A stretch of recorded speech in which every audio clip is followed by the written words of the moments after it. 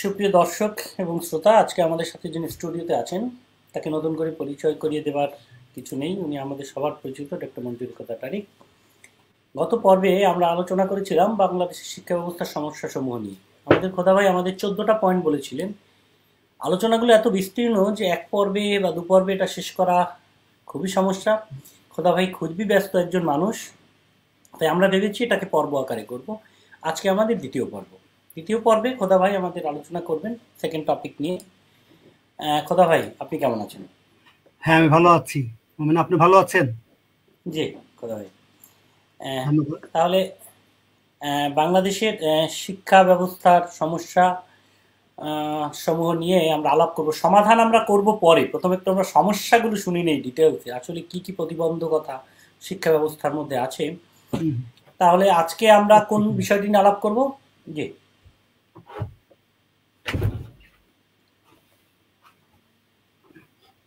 দুঃখিত।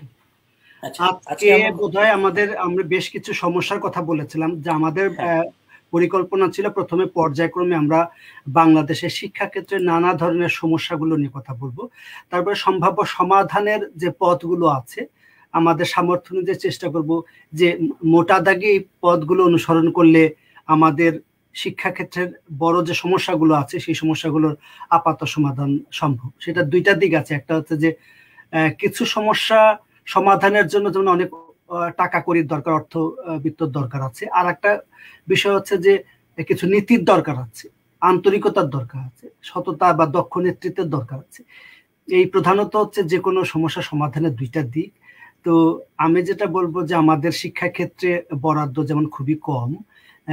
অনেকেই বলেন যে অনেক জনগোষ্ঠী, আমাদের সম্পদ সীমিত, অনেক কিছু করা সম্ভব না।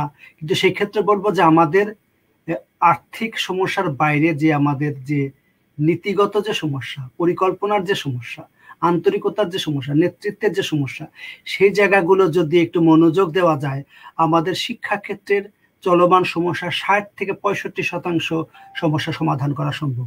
আর বাকিটা হচ্ছে আন্তরিকতা থাকলে সেটা সম্ভব। তো এখন আমরা সমস্যাগুলো নিয়ে কথা বলবো, না আপনি বলেন যে আমরা এখন আজকে কোন সমস্যা নিয়ে কথা বলতে পারি? ধন্যবাদ মোমেন।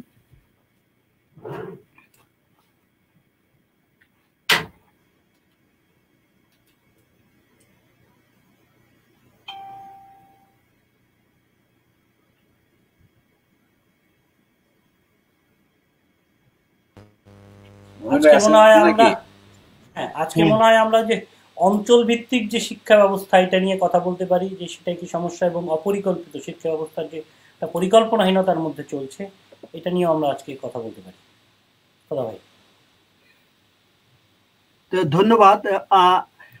শিক্ষার একটা বড় বিষয় হচ্ছে যে আঞ্চলিক অঞ্চল ভিত্তিক সমস্যা। আসলে আমাদের দেশে ওইভাবে অনেকে এই শব্দটার সাথে পরিচিত না, যে এটা আবার কি ধরনের বিষয়। অঞ্চল ভিত্তিক বা জিওগ্রাফিক্যাল বা লোকেশনাল স্টুডেন্ট ডিস্ট্রিবিউশন, নানা ধরনের পৃথিবীর বিভিন্ন দেশে বিভিন্ন ভাষায় শব্দ ব্যবহার করে সেটা সংজ্ঞায়িত করা হয়। আমাদের দেশেও সেটা আমরা অনেক দিন ধরে বলে আসছি যে বাংলাদেশের শিক্ষা একটা বড় সমস্যা হচ্ছে যে আমাদের দেশের শিক্ষার যে আঞ্চলিক ভিত্তিক শিক্ষা প্রতিষ্ঠান, অঞ্চল ভিত্তিক শিক্ষা প্রতিষ্ঠানের যে ব্যবস্থা সেটা নেই। সে বিষয়টাকে তার সংক্ষিপ্ত আলোচনা করি এভাবে, যে পৃথিবীর কথা প্রসঙ্গে উন্নত দেশগুলোর কথা আসে বা বিভিন্ন দেশের কথা আসে, যে আমরা যে সমস্ত দেশকে আমরা উন্নত বলি, সভ্য বলি, আধুনিক বলি, গণতান্ত্রিক বলি, সেগুলো নিয়ে শব্দগুলো নিয়ে তাদের কিছু কর্মকাণ্ড নিয়ে তর্ক বিতর্ক থাকতেই পারে, সেটা আমরা করতেই পারি। কিন্তু মোটা দাগে তারা তাদের শিক্ষার যে নীতি, শিক্ষার যে ব্যবস্থা, শিক্ষার যে পদ্ধতি, সেই বিষয়গুলো অনুসরণ করে তারা তাদের দেশের উন্নয়ন ঘটিয়েছে। এবং সেটা হচ্ছে কি ধরনের বিষয়? তার প্রথম একটা বিষয় হচ্ছে, আমি যদি এশিয়ার মধ্যে সবচেয়ে উন্নত দেশ জাপানের কথা বলি, বা ইউরোপ আমেরিকার বিভিন্ন দেশের, যেগুলো না Europe America, Canada, America, Australia, বিভিন্ন দেশের কথা যদি বলি, সে দেশের শিক্ষা ব্যবস্থা প্রাথমিক থেকে উচ্চ মাধ্যমিক পর্যন্ত আসলে কেমন? সেটার প্রধান বিষয়গুলো হচ্ছে যে আমরা জানি সেই শিক্ষার প্রত্যেকটা অঞ্চলে প্রাথমিক বিদ্যালয়ের যে যে যে যে অঞ্চলে থাকে সে সেই অঞ্চলের শিক্ষা প্রতিষ্ঠানে যাবে। এটা হচ্ছে প্রধান বিষয়। যে এখন বাংলাদেশ একটা খুব ঘনবসতিপূর্ণ দেশ, ছোট্ট একটা দেশ, অসংখ্য লোক, অনেক মানুষ। তো সেখানে এই ব্যবস্থা কার্যকর করা আরো সহজ। যেমন অনেক দেশে আছে, অনেক বড় দেশ, লোক সংখ্যা কম, যেমন কানাডাকে যদি বলা হয় যে অনেক বড় একটা দেশ, লোক সংখ্যা কম। অস্ট্রেলিয়া একটা আলাদা মহাদেশ, লোক সংখ্যা কম। এরকম অনেক, রাশিয়া এরকম একটা বিশাল দেশ। এরকম বড় বড় দেশের ক্ষেত্রে সেটা চিন্তা করার ক্ষেত্রে তবুও সেই সমস্ত দেশে আঞ্চলিক শিক্ষা ব্যবস্থা কার্যকর। যেমন আমরা দেখি যে আমাদের দেশের, আমি মফস্বল থেকে শুরু করে একটা থানা পর্যায় থেকে শুরু করে জেলা সদর এবং নগর এবং রাজধানী শহর পর্যন্ত, এখানে প্রথমে ধরে নেওয়া হয়, তার প্রত্যেকটা অভিভাবক চিন্তা করে যে কোন স্কুলে তাদেরকে ভর্তি দেবে। সেটা সামর্থ্যের উপর নির্ভর করে, কার কিরকম সামর্থ্য আছে। কেউ ইংলিশ মিডিয়ামে দিতে চায়, সবার একটা আগ্রহ থাকে ভালো স্কুলে দিবে। তো ভালো স্কুলে মানে ভালো রেজাল্ট যেখানে করে, ভালো ভালো শিক্ষক আছে, ভালো পরিবেশ আছে, ভালো লেখাপড়া হয়, এরকম ভাবে একটা সংজ্ঞায়িত করা হয়, সেই সমস্ত সবাই স্কুলে দেয়। এখন প্রশ্ন হচ্ছে যে আমরা কেন আঞ্চলিক শিক্ষা ব্যবস্থার কথা বলি, যে প্রত্যেকটা গ্রামে যদি বলি, প্রত্যেকটা ওয়ার্ডে যে ওয়ার্ডে থাকে বা যে গ্রামে থাকে, সেই গ্রামের যে প্রাথমিক স্কুল আছে, মাধ্যমিক স্কুল আছে, সেই স্কুলে যাবে। শহরেও তাই, আমরা জেলা শহর বা থানা শহরের কথা বলি, যে অঞ্চলে থাকবে, যে ওয়ার্ডে বা ইউনিয়নে বা যে শহরে, সেই শহরের যে প্রধান স্কুলগুলো আছে সেই স্কুলগুলোতে যাবে। সেখানকার সিট সংখ্যা অনুযায়ী, ছাত্র সংখ্যা বা জনসংখ্যা অনুযায়ী সেখানে তারা ভর্তি ব্যবস্থাগুলো করবে। তাহলে এই যে ব্যবস্থাটা, এটা করলে কি সুবিধা? প্রথমত যে এটা করলে সুবিধা যে আমাদের দেশের সবাই ভালো স্কুলমুখী যে প্রবণতা, এখন ভালো স্কুলের সংজ্ঞাটা আসলে কি? ভালো স্কুলের সংজ্ঞাটা আসলে সব ভালো ভালো ছাত্রগুলো নানা ধরনের যাচাই বাছাই করে নিয়ে তারা তাদের স্কুলে ভর্তি করে, তাদের স্কুলে ভর্তি করে তারা সেখানে ভালো রেজাল্ট করে। এখন ভালো ছাত্রদের মধ্যে থেকে ভালো ফলাফল করা তো আসলে খুব গুরুত্বপূর্ণ বিষয় না। তো এখন যে স্কুলে পড়ে, একটা অঞ্চলের যদি সবাই সেই স্কুলে লেখাপড়া করতো, তাহলে সেই স্কুলের মধ্যে একটা ভারসাম্য তৈরি হতো। যে একটা ওয়ার্ডে, যেমন আমি যদি মিরপুর থানার কথা বলি বা মতিঝিলের কথা বলি, মতিঝিলে যে স্কুল আছে, সেই মতিঝিলের ছেলেমেয়েরা মতিঝিলের আইডিয়াল বা মডেল স্কুলে যাবে। এখন সে আইডিয়াল মডেল স্কুলে ওই এলাকার যত ছেলে মেয়ে আছে সেখানে পড়বে, যার এলাকার ছেলেমেয়েরা যার স্কুলে লেখাপড়া করবে। সেটা হচ্ছে একটা প্রধান ব্যবস্থা। সেটা হলে প্রধানত কি হবে, যে আমাদের ভর্তি হবার জন্য একটা প্রতিযোগিতা শুরু হয়, কোটা বাণিজ্য শুরু হয়, ঘুষ দুর্নীতি শুরু হয়। সেই ঘুষ দুর্নীতি, কোটা এবং একটা প্রতিযোগিতা, খুবই একটা বেদনাদায়ক প্রতিযোগিতা শুরু হয়, এবং তার জন্য অর্থের দরকার, তার জন্য একটা হীনমন্যতার মধ্যে তৈরি হয় যে অমুকের ছেলে পেয়েছে, অমুকের ছেলে পায়নি, অমুকের বাবা অমুকের, এইরকম। তারপরে একটা প্রভাব প্রতিপত্তির একটা বিষয় আছে যে কার ছেলে কোথায় পড়ে, সেখানে সামাজিক মর্যাদার একটা বিষয় তৈরি হয়। তো স্কুলের প্রাথমিক পর্যায় থেকে ছেলে মেয়ের মধ্যে একটা হীনমন্যতার সংস্কৃতি গড়ে তোলা হয়, একটা সুপিরিয়রিটির কমপ্লেক্স তৈরি করা হয়, সামাজিক বিভাজনের একটা অবস্থা তৈরি করা হয়।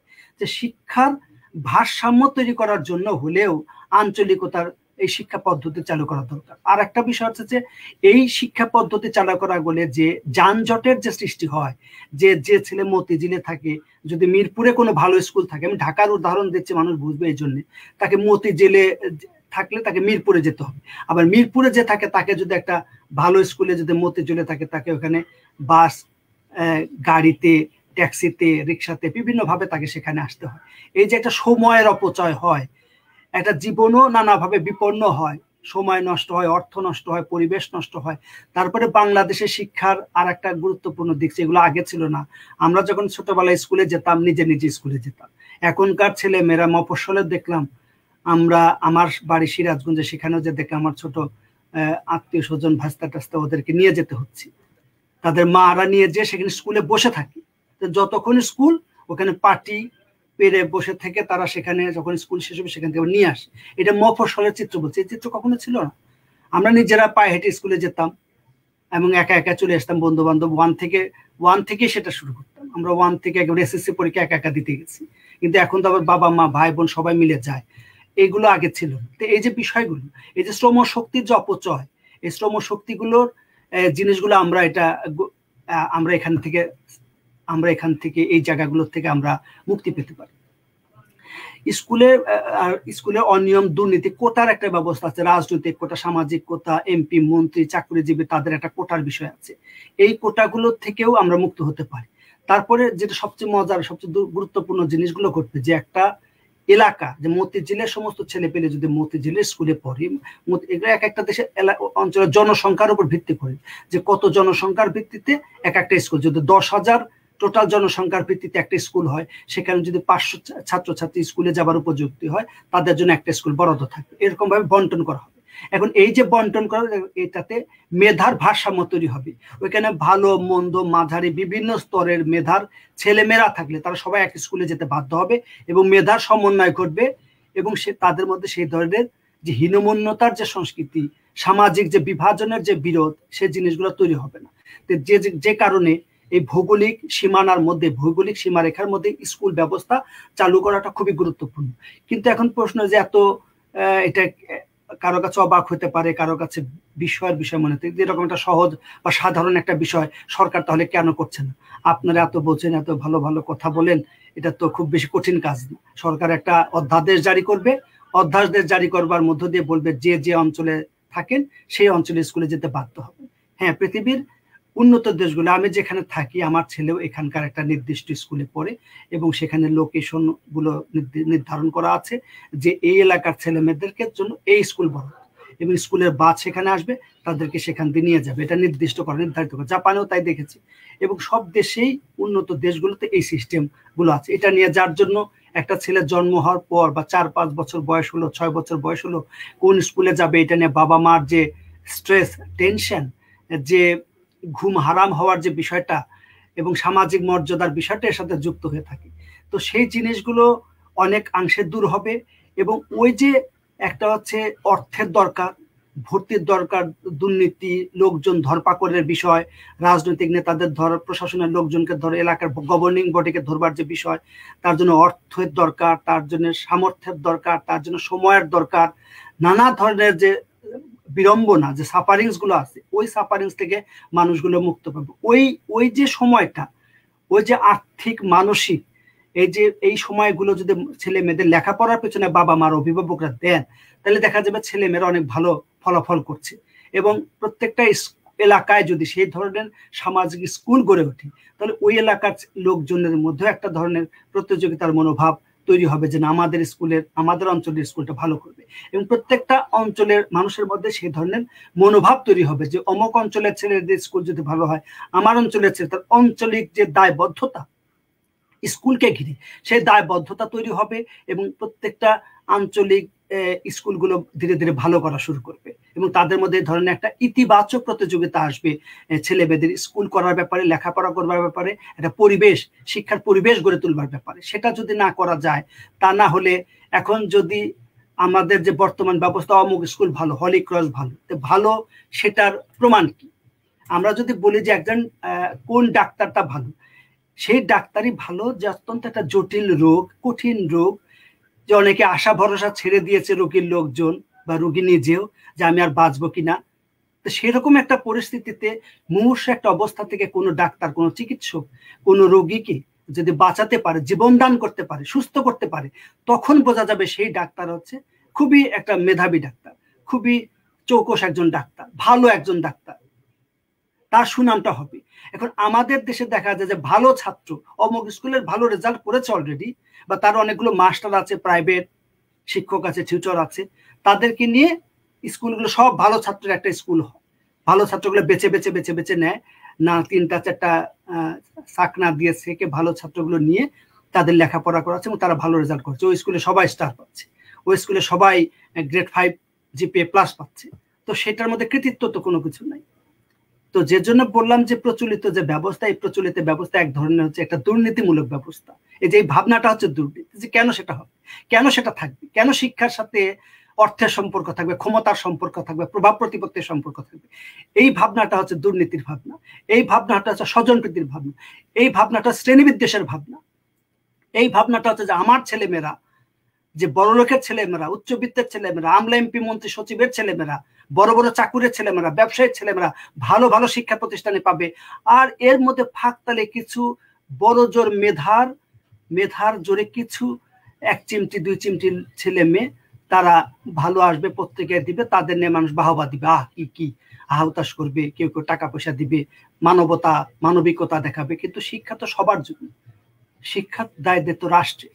রাষ্ট্র সেটা একটা উন্নত, এটা সবার জন্য সার্বজনীন গ্রহণযোগ্য শিক্ষা নিশ্চিত করার দায়িত্ব। আমি এইখানে যে বিষয়গুলো মোটা দাগে বললাম, আরো আলোচনা আছে। তার আগে এখানে যেসব ভাই বোনরা প্রশ্ন করতে চান তাদের প্রশ্ন নিয়ে আমি আবার কথা বলা শুরু করব। থ্যাংক ইউ মোমেন। আমরা প্রশ্নে যাব। জি, সব দেখা যাচ্ছে।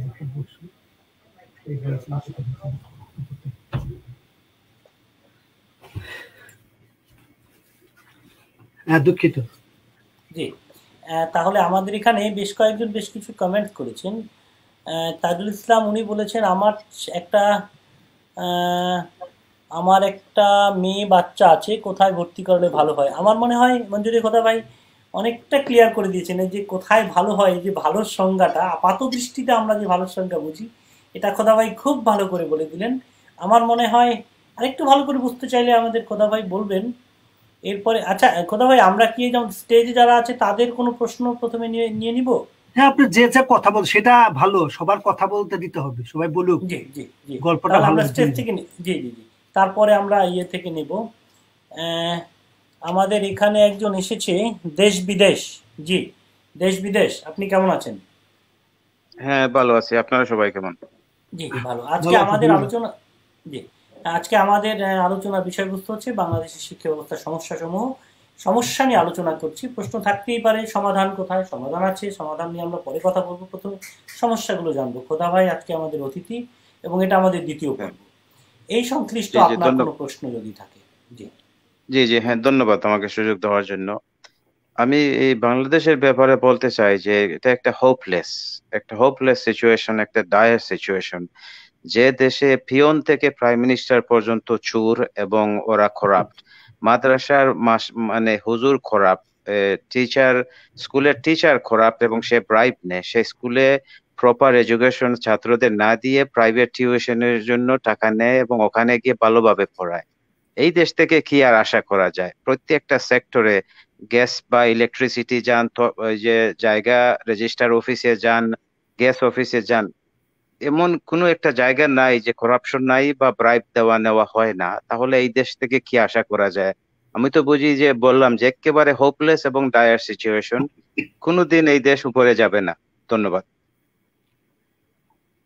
জি, কোনোদিন এই দেশ উপরে যাব না এইভাবে আমরা আশাহত হতে চাই না। আমরা আশার জন্য কথা বলছি। খোদা ভাই আমাদের আশা অবশ্যই দেখাবেন, আমরা বিশ্বাস করছি।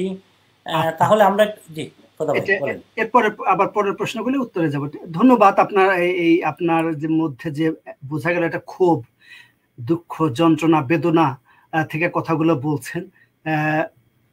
এটা হচ্ছে প্রশ্ন। হতাশার কথা বলেছেন, কিন্তু হতাশার বিষয়টা তো আসলে একটা দুঃখ, ক্ষোভ, যন্ত্রণা না পাওয়া, বঞ্চনা থেকে এসছে। সেটা সঙ্গত। আমাদের শাসকরা স্বাধীনতার পর আমাদের যেভাবে আশা দিয়েছে আমাদের রাজনীতিকরা, ততটাই আমাদেরকে হতাশ করেছে। হতাশা থেকে এই যে বাংলাদেশের জনগোষ্ঠীর মধ্যে, এই কথাটা উনার একার না। আমরা রাস্তায় চলাফেরা করতে প্রায়শই শুনি, আমিও শুনি, সবাই শোনেন যে দেশে কিচ্ছু হবে না, এ দেশে আল্লাহ চালাইতে পারবেন, এরকম কথা বলেন আর কি। এই যে বিষয়গুলো, তাহলে ওনার কথা কি ঠিক? বাংলাদেশ যেখানে আছে এখন, যেখানে আছে, বাংলাদেশ 50 বছর আগে যেখানে ছিল, আগে তো এখানে ছিল না। আগে একটা ভালো বাসও ছিল না, আগে একটা ভালো বিল্ডিং ছিল না, আগে তথ্য প্রযুক্তি থেকে শুরু করে রাস্তাঘাট, কল কারখানা, আপনি জানেন গ্রামে আগে কি অবস্থা ছিল। একটা জায়গায় গেলে কত ধরনের বিড়ম্বনা, রাস্তাঘাট ছিল না, নৌকা থেকে শ্যালো দিয়ে, বাঁশের ব্রিজ থেকে শুরু করে অনেক ঝামেলা ছিল। এখন তো একদম গ্রাম প্রত্যন্ত অঞ্চলে লাইট বাতি গেছে, রাস্তাঘাট হয়েছে, গাড়ি ঘোড়া যাচ্ছে, মোটামুটি যোগাযোগ ব্যবস্থা অনেক উন্নত হয়েছে। এটা এটা এটা আবার অনেকে মনে করবে যে কারো প্রশংসা করা মানে সরকারের প্রশংসা করা, বিষয়টা তা না, এটা আমাদের উন্নতি। এই দেশের জনগণ উন্নতি করেছে। শাসক হতে আমাদের চাকর, কিন্তু আমাদের দেশের শাসকরা হয়েছে এটাকে বলে সর্বাত্মকবাদী শাসক, কর্তৃত্ব পরায়ণ শাসক। এই শাসক কোন সভ্য শাসক জনগণের প্রতি অদ্ভুত দেখাতে পারে না, তাদের প্রতি বিনয়ী হবে, তাদের প্রতি যে আমি তোমাদের সেবা করার জন্য আসছি, তোমাদের কাছ থেকে পয়সা নেই, আমি তোমাদের প্রতি দায়বদ্ধ, তোমাদের সমস্যার সমাধান করা আমার দায়িত্ব, আমি যদি না তার জন্য দুঃখিত, ক্ষমা প্রার্থী, লজ্জিত, আমি এখানে থাকবো না, চলে যাবো। যে বিনয় বোধ, বিনয় আসতো শিক্ষা থেকে, সংস্কৃতি থেকে, মনুষ্যত্ব থেকে, বিবেক থেকে, একটা কালচার থেকে, হেরিটেজ থেকে। সেটা কিভাবে আসে সেটা বোঝা যায় যে আমাদের পূর্বপুরুষদের সামাজিক কাঠামোটা কেমন ছিল, আমাদের পারিবারিক কাঠামো বা পারিবারিক কাঠামো, শিক্ষার বলয়টা কেমন, আমরা কি ধরনের শিক্ষায় শিক্ষিত হয়েছি, আমাদের আচরণে তা প্রকাশ পায়। তাই তো যে অমুকের ছেলে, অমুকের মেয়ে, অমুকের, এগুলো বোঝা যায় কিভাবে, অমুকের বোঝা যাচ্ছে অমুকের, বিষয়গুলো এরকম। এই জিনিসগুলো কেন আসলো? যে আমরা, আমাদের দেশের উন্নতি হয়েছে, আমাদের দেশে 1971 সালে $80 থেকে $90 থেকে মাথা পিছু আয় ছিল, এখন সে মাথা পিছু আয় আমাদের $1600-1700, এবং আগামী বছর $2000 ছবি। কিছু তো উন্নতি হয়েছে। এখন বিষয়টা হচ্ছে যে উন্নতর যে সংজ্ঞাটা পৃথিবীতে যে প্রচলন ছিল, যে আয় ইনকাম বাড়া, টাকা পয়সা বাড়ার সাথে উন্নয়নের সংজ্ঞাটা ছিল, সেই সংজ্ঞাটা এখন বাতিল হয়ে গেছে। এটাকে আর উন্নয়ন বলা হয় না। যে তোমার যদি আয় বাড়ে তা আমার লাভ, তোমার বিল্ডিং, তোমার 5 তলা 7 তলা 10 তলা 50 তলা বিল্ডিং এর বর্ষ, এটা আমার কোনো কিছু না, আমার জীবনের তো কোনো উন্নতি হয়নি। তাহলে আমারও যদি একটা 50 তলা বিল্ডিং হয়, তাহলে বলবো যেটা উন্নতি হয়েছে। এটাকে বলে সুষম উন্নয়ন। তাহলে প্রবৃদ্ধির সাথে, কে বলে প্রবৃদ্ধি, উন্নতির সাথে বন্টনের একটা সম্পর্ক, যে এই উন্নয়নের বন্টন করতে হবে, সুষম বন্টন করতে হবে, ইনকাম ডিস্ট্রিবিউশন যেটাকে বলে। সেটা যদি না হয়, যে তুমি পোলাও মাংস খাবে, আমি ভাত খাবো না, পোড়া রুটি খাবো, সেটা উন্নয়ন না। এই সংজ্ঞা বাতিল হয়ে গেছে। আমাদের দেশের শাসকরা বরাবরই টাকা পয়সা একটু বাড়লে, কয়েকটা বিল্ডিং হলে যেগুলো দেখা যায় সেগুলোকে বলে, ওই দেখো ব্রিজ হয়েছে, ওই দেখো লাইট জ্বলেছে, ওই দেখো কত বড় কি হয়েছে, এই যেগুলো থেকে দেখো পার্ক হয়েছে, এই যে চকচকে গাড়ি আসছে, এই যে পার্লামেন্ট দেখো কত সুন্দর, দৃশ্যমান জিনিসগুলোকে দেখাতে যায়। পদ্মা সেতু, ওই যে দেখো পদ্মা সেতু কত বড়, দেখাই যায় না একদিক থেকে আরেক দিক। এগুলো কিন্তু এটা মাটির নিচ দিয়ে হলে আরো সাশ্রয় হতো, আরো নিরাপদ হতো। এই কথা কে বুঝাবে? তা আমাদের দেশের শাসকরা বরাবরই দৃশ্যমান বিষয়গুলোকে উন্নয়নের আলামত হিসেবে মানুষের দেখাতে যায়, মানুষের সেটা বিশ্বাস করে যে ওইটা এটা। কিন্তু আমার পেটের মধ্যে কি হচ্ছে, আমার বুকের মধ্যে কি হচ্ছে, আমার মাথার মধ্যে কি ঘটছে, এই জিনিসগুলোকে তারা কনসিডার করে না। তাহলে আমার পেটে অসুখ আছে কিনা, আমার বুকে ব্যথা আছে কিনা, আমার মাথাটা ঠিক মতো কাজ করছে কিনা, যে অধিকাংশ মানুষ মানসিকভাবে অসুস্থ হয়ে পড়ছে কিনা, যে ভাইটা বললেন যে দেশে কোনো কিছু হবে না, এই জনসংখ্যা, এই এই এই এই এই এই ভাবনার মানুষের সংখ্যা যদি দেশের অর্ধেক হয়, তাহলে এই জনগোষ্ঠী কিনা আপনি কিভাবে উন্নত করবেন? তাহলে এই ভাবনাটা আসলো কেন? এই শিক্ষা থেকে আসলো। আমি যখন শিক্ষা নিয়ে কথা বলছিলাম যে শিক্ষাটা কেন হয় না, এইটা হতাশার থেকে কথা বলেছেন। প্রথম বিষয়, আপনি প্রথমে বলে যে আমার ছেলে না মেয়েকে ভালো স্কুলে ভর্তি করাতে চাই। এখন ভালোর সংজ্ঞাটা কি? ভালোর সংজ্ঞাটা হচ্ছে আপেক্ষিক। আপেক্ষিক এই অর্থে যে এখন যদি কেউ হলি ক্রসকে ভালো স্কুল বলে, মডেল স্কুলকে ভালো স্কুল বলে, সে ভালো স্কুলটা কিভাবে হলো, কোন প্রক্রিয়া ভালো স্কুল হলো, সেই প্রক্রিয়াটা হচ্ছে গুরুত্বপূর্ণ। তো ওই স্কুলটা ভালো স্কুল নয় কেন, এর দায় দায়িত্ব কার? এটা তো সরকারের দায় দায়িত্ব। ওইটার দায় দায়িত্ব সরকারের, এটার দায় দায়িত্ব ছিল। ভালো ছেলে সন্তান, আমার যদি কোনো অভিভাবকের যদি 4টা সন্তান থাকে, তার একটা সন্তান যদি উচ্ছনে যায়, কথা না শুনে, খারাপ কাজ করে, ওইটা কি তার সন্তান না? সে কি তার সন্তান অস্বীকার করবে? তাহলে একটা সমাজে কয়েকটা স্কুল যদি থাকে, কোন স্কুল কাজ যদি পিছিয়ে পড়ে, সেই পিছিয়ে পড়ার কারণটা তাকে উদ্ঘাটন করতে হবে এবং তাকে এগিয়ে নিয়ে আসতে হবে, তার প্রতি দায়িত্ব পালন, এটা হচ্ছে শাসকের কাজ।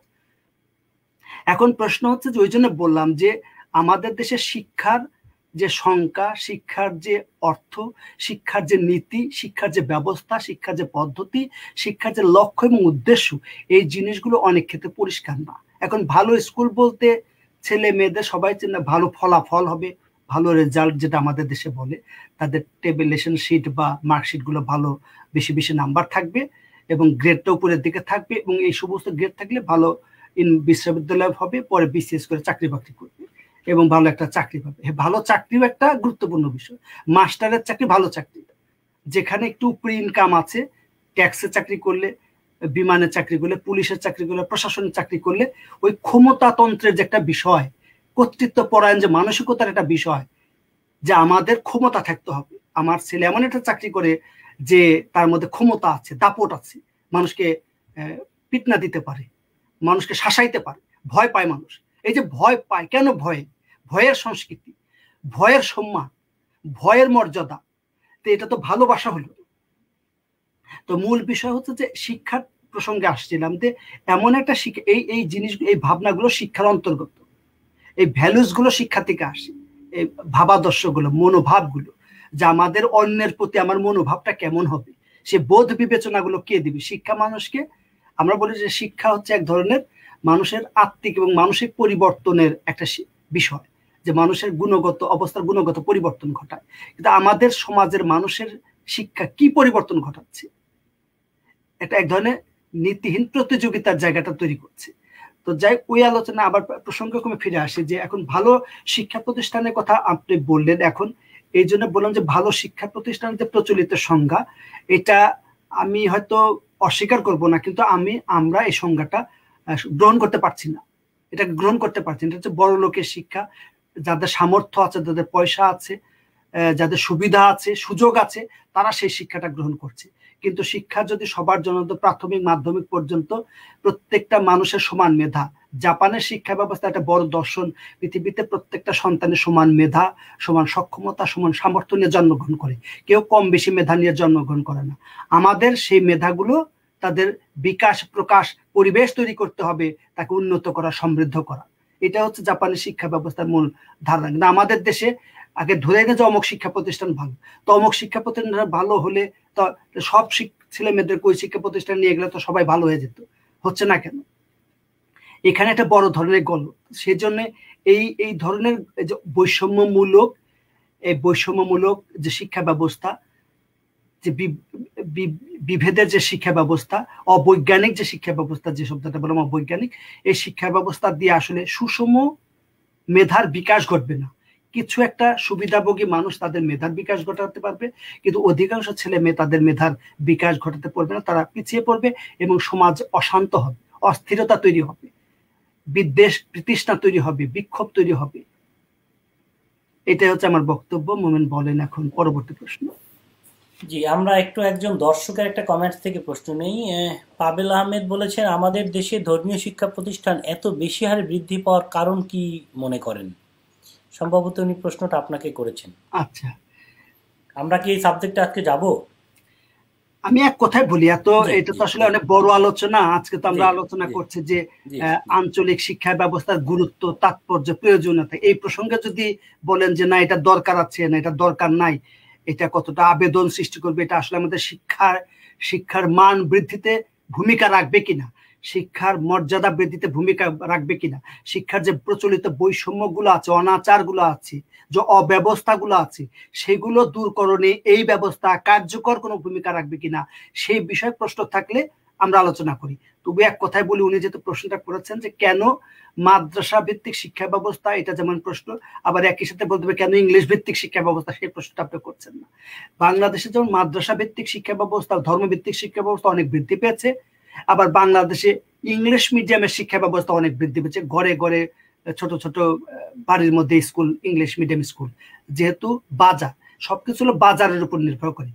বাজারটা হচ্ছে মানুষের দুই ধরনের বাজার, মনস্তাত্ত্বিক ধর্মীয় বাজার, যেমন আগে তো এরকম হিজাব বোরকা এই পরিমাণ মানুষ পড়তো না। আমার মাও জীবনে দেখি না বোরকা পড়তে, আমার নানিকেও আমি জীবনে বোরকা পড়তে দেখি না, আমার দাদিকেও বোরকা পড়তে দেখি না, এবং আমাদের পরিবারের মধ্যে আমি কাউকে বোরকা পড়তে দেখি না। আমি যে এলাকায় থাকি, আমার পাড়া, মুক্তার পাড়া, আমার কোনো খালা, নানা, দাদা, দাদি ওই এলাকার কাউকে আমি কখনো বোরকা পড়তে দেখি। দুই একজন হয়তো গ্রাম থেকে যারা আসতেন, দুই একজন এরকম হয়তো দেখেছি। তো এখন তো দেখি সব জায়গায় এটা পড়ছে না। এটার যদি বলিস ভাই এটার কারণ, আপনাকে যদি জিজ্ঞেস করি যে এটা কেন হলো, এটার অনেকগুলো ব্যাখ্যা আছে, অনেকগুলো কারণ আছে। মসজিদ তো আগে এত ছিল না, কিন্তু মানুষের মধ্যে মূল্যবোধ ছিল, আদর্শবোধ ছিল, নীতিবোধ ছিল, চরিত্র ছিল, পরোপকার করত, কেউ অন্যায় করলে প্রতিবাদ করত। এখন তো সেটা করে না। তো এগুলো নিয়ে বড় আলোচনা আছে, আমরা হয়তো পরবর্তীতে আলোচনা করব।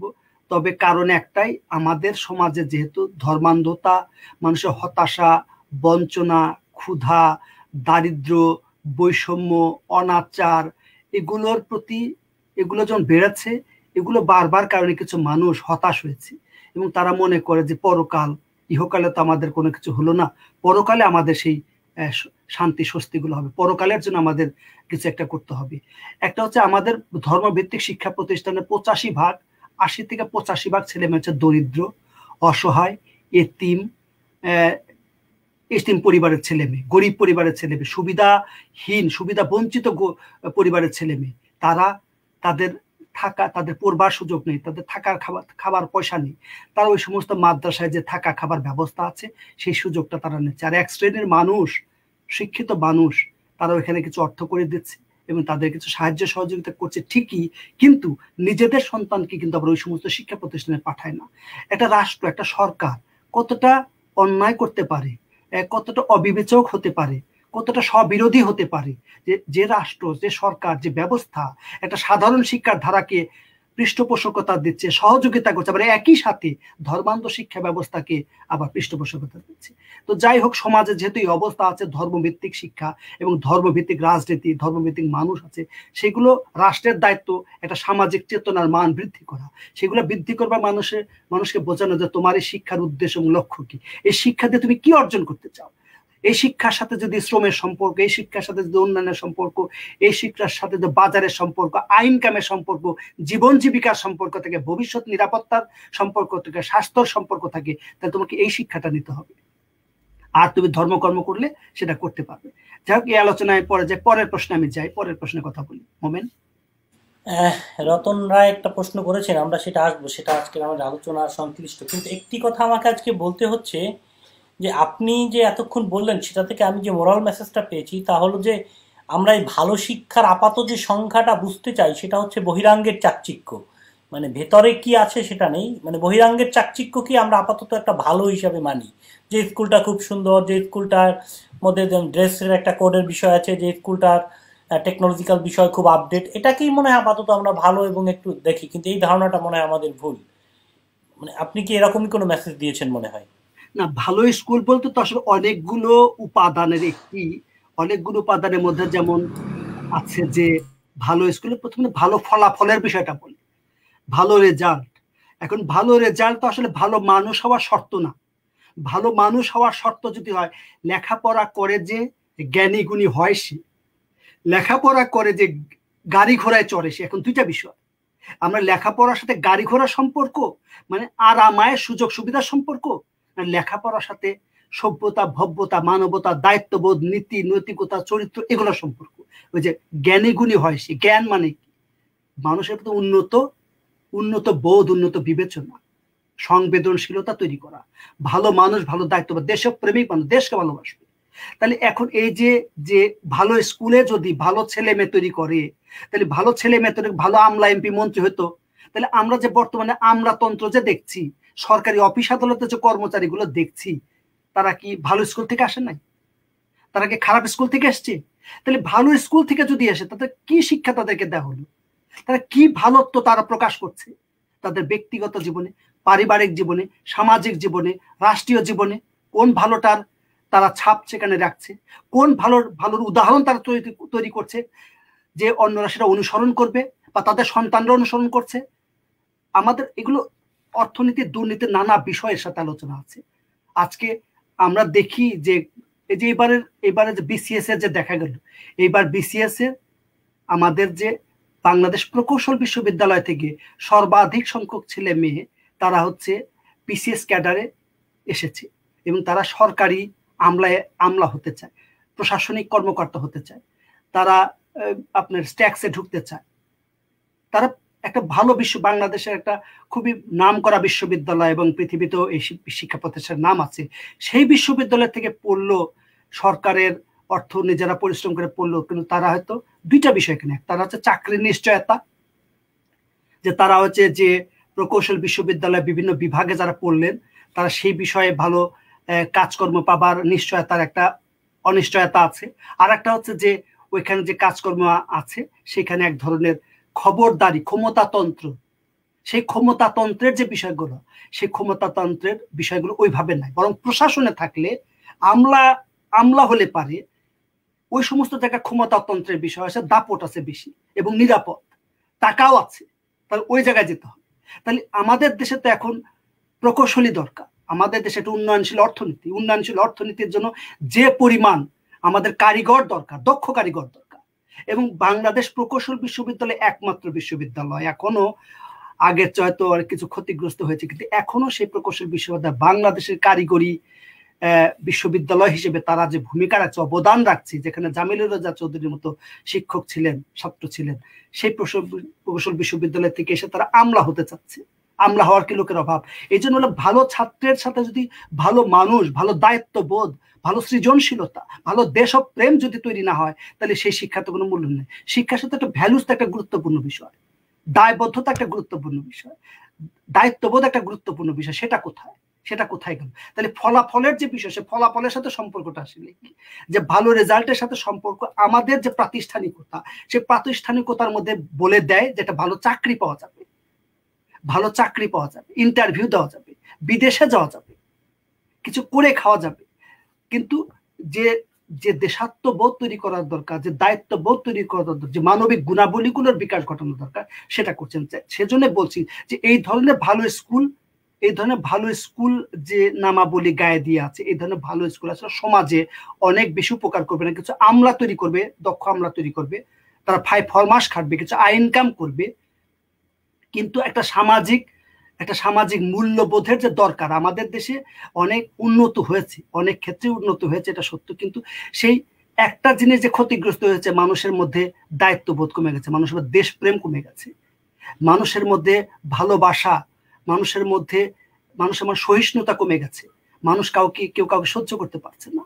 প্রতিযোগিতা, একটা নেতিবাচক প্রতিযোগিতা।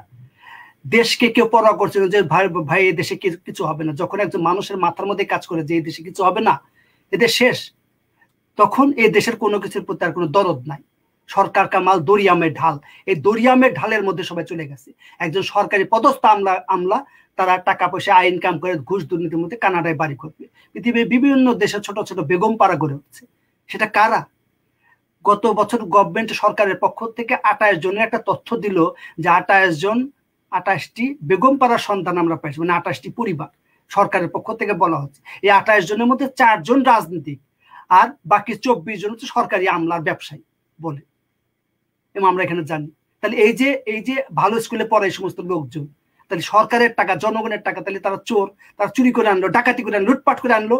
তাদের বিবেক এতটুকু বাঁধলো না যে আমি থাকবো, আমি খাবো, আমি সুখে থাকবো, আর দুনিয়া আর সবাই মরুক। আর এই যে বিষয়গুলো, কারণ অসংখ্য মানুষের স্বার্থ, অসংখ্য মানুষের অর্থ তার চর্যবৃত্তি করে নিজেদের আত্মসুখ, এই আত্মসুখের যে বিষয়গুলো সেখানে তারা মগ্ন আছে।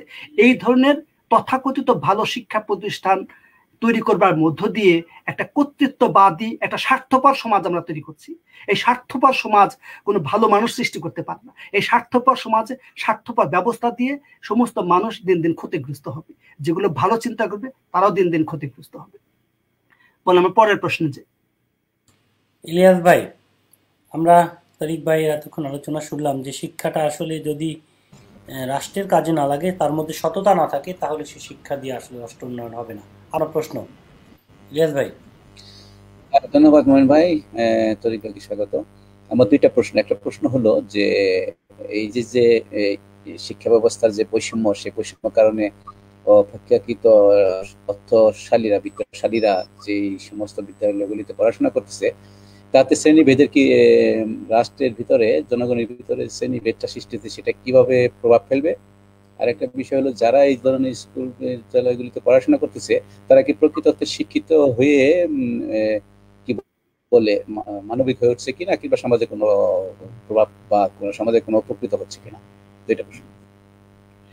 প্রথম প্রশ্নটা যেন কি, যে সমাজে বিভেদ সৃষ্টি করে, আবার যারা উচ্চবিত্ত ছেলে মেয়েরা যারা ভালো ভালো তথাকথিত ভালো ভালো বিদ্যালয়ে পড়াশোনা করতেছে, তারা যখন উত্তীর্ণ হয়ে রাষ্ট্রের কাঠামোতে অংশগ্রহণ করবে, তো রাষ্ট্রের এই যে বৈষম্যটা যে সৃষ্টি হবে, সেটা কিভাবে প্রভাব ফেলতে বা কতটা বৈষম্য, কতটা গভীর বৈষম্য সৃষ্টি করবে? রাষ্ট্রে তো প্রথমত হচ্ছে আমাদের দুইটা বিষয়। একটা আমাদের শিক্ষার কাঠামো, আমাদের শিক্ষার যে নীতি, সেখানে সরকারের নীতিটা আসলে সরকার বলছে সবার জন্য সার্বজনীন বা একমুখী শিক্ষা, এবং শিক্ষা ক্ষেত্রে বৈষম্য রাখা যাবে না। সবাই যার যার যোগ্যতা অনুযায়ী শিক্ষা প্রতিষ্ঠানে ভর্তি হওয়ার সুযোগ পাবে, মেধা অনুযায়ী, যোগ্যতা অনুযায়ী। এখন কিন্তু এর মধ্যে একটা সূক্ষ্ম ফাঁকি আছে। ফাঁকিটা হচ্ছে বৈষম্যটা কোথায় আছে। বৈষম্যটা আসলে অনেক ক্ষেত্রে দেখা যায়, আবার অনেক ক্ষেত্রে মানুষ হয়তো বুঝতে পারে না কি ধরনের বৈষম্যগুলো সমাজে সৃষ্টি হচ্ছে। সমাজে একটা হায়ারার্কি সোসাইটি তো মধ্যে তৈরি হয়ে গেছে, যেটা আগে ওইভাবে ছিল না। সেই তৈরি হওয়াটা হচ্ছে গুরুত্বপূর্ণ। তো এখন প্রথমে যে ভাই বললেন যে ভালো স্কুল, তো এখন বাংলাদেশে ভালো স্কুল কতগুলো আছে? আপনি যদি ক্যাডেট কলেজগুলোর কথা যদি বলেন, এই যে হলি ক্রস থেকে শাইন স্কুল থেকে শুরু করে ভালো ভালো স্কুল, মডেল স্কুল থেকে শুরু করে ভালো স্কুলগুলোর কথা বলেন, জেলা স্কুলগুলোর কথা যদি বলেন, থানাতে এরকম ভালো ভালো শিক্ষা, এখন এইরকম শিক্ষা প্রতিষ্ঠানের সংখ্যা কতগুলো আছে? এখন এইরকম বাংলাদেশে প্রায় 4 কোটি ছেলে মেয়ে স্কুলে লেখাপড়া করে, মাদ্রাসা সহ প্রায় 4 কোটি বা বেশি। এখন এই 4 কোটি ছেলে মেয়ে লেখাপড়ার মধ্যে আমাদের দেশে ভালো বিশ্ববিদ্যালয় যদি বলেন, পাবলিক বিশ্ববিদ্যালয়ের কথা যদি বলেন, যে পাবলিক বিশ্ববিদ্যালয়ে আসনের সংখ্যা কত, কত ছেলে মেয়ে ঢাকা বিশ্ববিদ্যালয়, প্রকৌশল বিশ্ববিদ্যালয় বা অন্যান্য নামকরা বিশ্ববিদ্যালয়গুলো সুযোগ পাবে, সেটা আপনি ধরেন 1.5 লাখ থেকে 2 লাখ। তাহলে এই যে এতগুলো ছেলে মেয়ের মধ্যে 1 লাখ থেকে 1,20,000 ছেলে মেয়ে ভালো ভালো শিক্ষা প্রতিষ্ঠানগুলো থেকে আসলো, সেই সংখ্যাটা কারা? এখন আপনি যদি ঢাকা মেডিকেল কলেজগুলো বা মেডিকেল কলেজ, পাবলিক মেডিকেল কলেজগুলোর কথা বলেন বা প্রকৌশল বিশ্ববিদ্যালয়গুলোর কথা যদি বলেন, এই সমস্ত প্রতিষ্ঠানে মোটামুটি ভালো ছাত্রছাত্রীরা যায়। এখন ওই রকম গবেষণা বাংলাদেশে আছে কিনা? অনেক আগে একটা গবেষণা, ব্র্যাকের গবেষণা আমার চোখে পড়েছিল, সেখানে অনেক আগে স্বাধীনতার পর বাংলাদেশ প্রকৌশল বিশ্ববিদ্যালয় বা ঢাকা বিশ্ববিদ্যালয়ে 90% ছেলে মেয়ে গ্রাম থেকে এসে ভর্তি, গ্রামের ছেলে, একদম মেঠো পা ফাটা, তারা হয়তো একটা জামা স্যান্ডেল বা লুঙ্গি পরে চপচপা তেল দিয়ে তারা ঢাকা বিশ্ববিদ্যালয়ের ক্লাসে আসতো। তৎকালীন ছবিগুলো দেখলেও আপনার পাবেন। এবং যারা মুক্তিযুদ্ধে গিয়েছিলেন, মুক্তিযুদ্ধের বড় বড় নায়ক যে ছেলে মেয়েগুলো, আসাম আব্দুর রব থেকে শুরু করে তোফায়েল আহমেদ থেকে শুরু করে মুজাহিদুল ইসলাম সেলিম, এই সমস্ত বড় বড় বাঘা বাঘা মুক্তি সেনারা, তা সব গ্রাম থেকে আসা। সেলিম ভাই অবশ্য শহরের ছেলে, কিন্তু অধিকাংশ লোকজন তারা গ্রাম থেকে আসা এবং গ্রামের দামাল ছেলে, সেই দামাল ছেলেরা ঢাকা বিশ্ববিদ্যালয়ে তারা চান্স পেয়ে। কিন্তু এখন যদি আপনি 50 বছর পরের চিত্রটা দেখেন, আমাদের দেশে আর্থিক উন্নতি কিছু হয়েছে, যে গ্রামের আগে 85 জন লোক, 90 জন লোক গ্রামীণ অর্থনীতির উপর নির্ভর করতো, কৃষক ছিল, সেই সংখ্যা এখন 60 থেকে 65 হয়েছে। তার মানে কিছু মধ্যবিত্ত শ্রেণী তৈরি হয়েছে, শহরমুখী হয়েছে। কিন্তু এখন প্রকৌশল বিশ্ববিদ্যালয় বা বাংলাদেশের নামি দামি শিক্ষা প্রতিষ্ঠানে, যেমন মেডিকেল কলেজগুলোতে ভর্তি হয় 90% শহরের ছেলে আর 10% গ্রামের ছেলে পেলে। এখন 70% গ্রামের ছেলে পেলে থাকে, গ্রামে 70% মানুষ থাকে। তাহলে শতাংশের হিসাবে যদি বলেন, তাহলে 70% জনগোষ্ঠী যারা কৃষি নির্ভর অর্থনীতির উপর, যারা বাংলাদেশকে বাঁচিয়ে রাখে, ধান পাট চাল এগুলো উৎপাদন করে, তাহলে তাদের ছেলে মেয়ের 70% আমাদের এই শিক্ষা প্রতিষ্ঠানে থাকার কথা। 70%, যে প্রকৌশল বিশ্ববিদ্যালয়ে 100 জন ছেলে মেয়ে চান্স পেলে তার মধ্যে গ্রাম থেকে আসতে হবে 70টি ছেলে মেয়ে, আর বাকি 30 জন হতে পুরো দেশের বিভিন্ন বিভাগ থেকে, শহর থেকে। পরিস্থিতি কি তার উল্টা, রিভার্স। এখন বাংলাদেশের, আমি সাধারণ টেলিভিশনে যদি নাটক দেখেন, আপনি সারাদিনে যদি নাটক দেখেন, 24 ঘন্টার যে নাটকগুলো দেখায়, সেই নাটকের কয়টা গ্রামীণ জীবনের দারিদ্র, গ্রামীণ জীবনের অভাব, গ্রামীণ জীবনের যে প্রেম ভালোবাসা নিয়ে দেখায়, কয়টা শহর জীবনের প্রেম ভালোবাসা দেখায়? কারণ শহরে থাকে কয়জন, গ্রামে থাকে কয়জন? এই যে বিষয়গুলো, বিভাজনগুলো, অনেকগুলো মানুষ এটা চকচকা জিনিসগুলো দেখতে পছন্দ করে, ভালো লাগে। গরিব মানুষও অভাব দেখতে চায় না। একজন রিক্সা যে চালায়, যে ভাই, যে বোন, বা গরিব ছোট্ট দোকানদারে ব্যবসা করে রাস্তার পাশে, সেও সারাদিনের তার কিছু আয় ইনকাম করে, কিছু বাজার করে, হয়তো কিছু পয়সা নিয়ে যায় সিনেমা হলে, তার অভাব, তার দারিদ্র, তার জন্য ঢিসিম ঢিসিম ছবি দিকে চলে আসে। এই মুহূর্তের মধ্যে স্বর্ণ জগতে চলে যায়, হিরোইজম চলে যায়। এই যে মেলা ধরনের সমাজ বিজ্ঞানের নানা বিষয় আলোচনা আসতে পারে। তো মূল বিষয় বললাম যে বৈষম্যের যে বিষয়টা বললেন, যে বৈষম্য তো সমাজে তৈরি হয়ে আছে। যে ভালো স্কুল মানে তো ভালো ছাত্ররা পড়ছে, বিষয়টা তা না। ভালো স্কুল মানে ভালো ছাত্র তো এখন তৈরি করা হচ্ছে।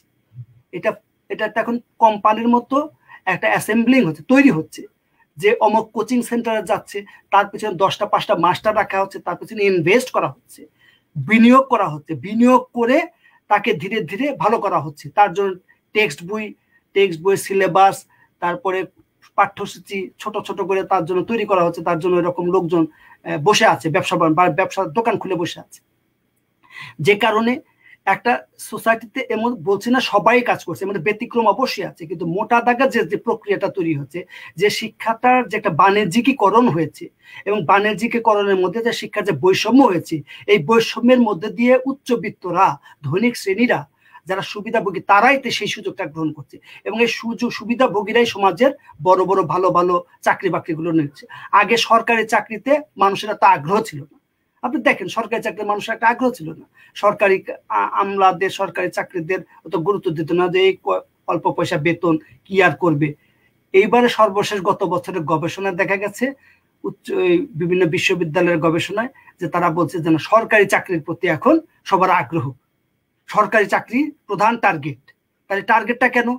তাহলে সরকারের প্রতি প্রেম, দেশের প্রতি প্রেম, দেশের প্রতি ভালোবাসা থেকে সে আগ্রহ না, সুবিধার জন্য, স্বার্থের জন্য, নিরাপত্তার জন্য, ক্ষমতাতন্ত্রের জন্য, লুটপাটের জন্য, বিদেশ ভ্রমণের জন্য, নিরাপত্তার জন্য এবং তোষামদ্দি যে রাষ্ট্রের সাথে, রাজনৈতিক দলগুলোর সাথে, ক্ষমতাতন্ত্রের সাথে একটা বোঝাপড়া তৈরি হবে, অলিখিত বোঝাপড়া, সেই বোঝাপড়ার স্বার্থ এবং সুবিধার অংশীদার হবে, তার চিন্তা তাদের মাথায় আগেই ঢুকে গেছে।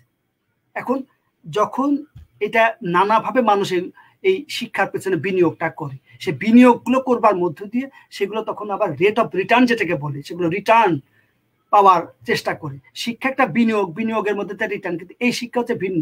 একজন সরকারি কর্মকর্তা, একজন পুলিশের চাকরি করে, একজন ওসি একটা নির্দিষ্ট এলাকার ওসিগিরি করার জন্য সে অনেক টাকা ইনভেস্ট করে। আমরা শুনেছি 1 কোটি 2 কোটি 5 কোটি টাকা পর্যন্ত দেয়, যে বেনাপোলে গেলে তাকে এত কোটি টাকা, তার মানে 1 বছর সেখানে থাকবে, 50 কোটি তুলে নিয়ে আসবে। এমপিশিপও তাই। সবকিছু এখন ব্যবসা বাণিজ্যে ঢুকে গেছে এবং সমাজে ব্যাপক এবং প্রবল একটা বৈষম্য ভিত্তিক ব্যবস্থা তৈরি হয়েছে এবং শিক্ষাও তার বাইরে না। সেটাই হচ্ছে আমাদের জন্য সবচেয়ে বিপজ্জনক একটা অবস্থা। মোমেন বলেন পরবর্তী বিষয়। হ্যাঁ, আপনি ঠিকই বলেছেন। 71 পরবর্তীও আমরা সরকারি চাকরির প্রতি এত প্রেম ভালোবাসা দেখিনি যেটা দেখছি। ঠিকই বলেছেন, এর সাথে অনেক কিছু জড়িত। রতন রায় বললেন কি প্রাইভেট কি? জি হ্যাঁ, রতন রায়ের প্রশ্নেই আমি যাব। রতন রায় দেশের প্রাইভেট শিক্ষা ব্যবস্থা সম্পর্কে কিছু বলেন। প্রাইভেট শিক্ষা ব্যবস্থা সম্পর্কে বলে, এটা হালকা একটু আলোচনা আসে। রতন দাকে ধন্যবাদ। তো প্রথমে হচ্ছে প্রাইভেট শিক্ষা যদি শিক্ষা প্রতিষ্ঠান যদি হয় সেটা লোক একটা বিষয়, প্রাইভেট পড়া যদি হয় সেটা একটা। তো প্রাইভেট বলি, বাংলাদেশের শিক্ষাক্ষেত্রে প্রাইভেট সেক্টরটা গুরুত্বপূর্ণ ভূমিকা পালন করে। পৃথিবীর সব দেশে প্রাইভেট সেক্টর গুরুত্বপূর্ণ ভূমিকা পালন করে, কিন্তু আমাদের দেশেও সেটা করছে। এখন যেহেতু শিক্ষার চাহিদা আছে, আমাদের দেশের সমাজে চাহিদা আছে, সরকার সেই চাহিদা পূরণে অনেকাংশে ব্যর্থ হচ্ছে বা যথাযথভাবে শিক্ষার প্রয়োজনটা মেটাতে সক্ষম হচ্ছে না, তখন প্রাইভেট সেক্টর সেখানে ভূমিকা রাখছে। সেখানে বিশ্ববিদ্যালয় থেকে শুরু করে 90-এর আগে তো আসলে প্রাইভেট বিশ্ববিদ্যালয় ছিল না।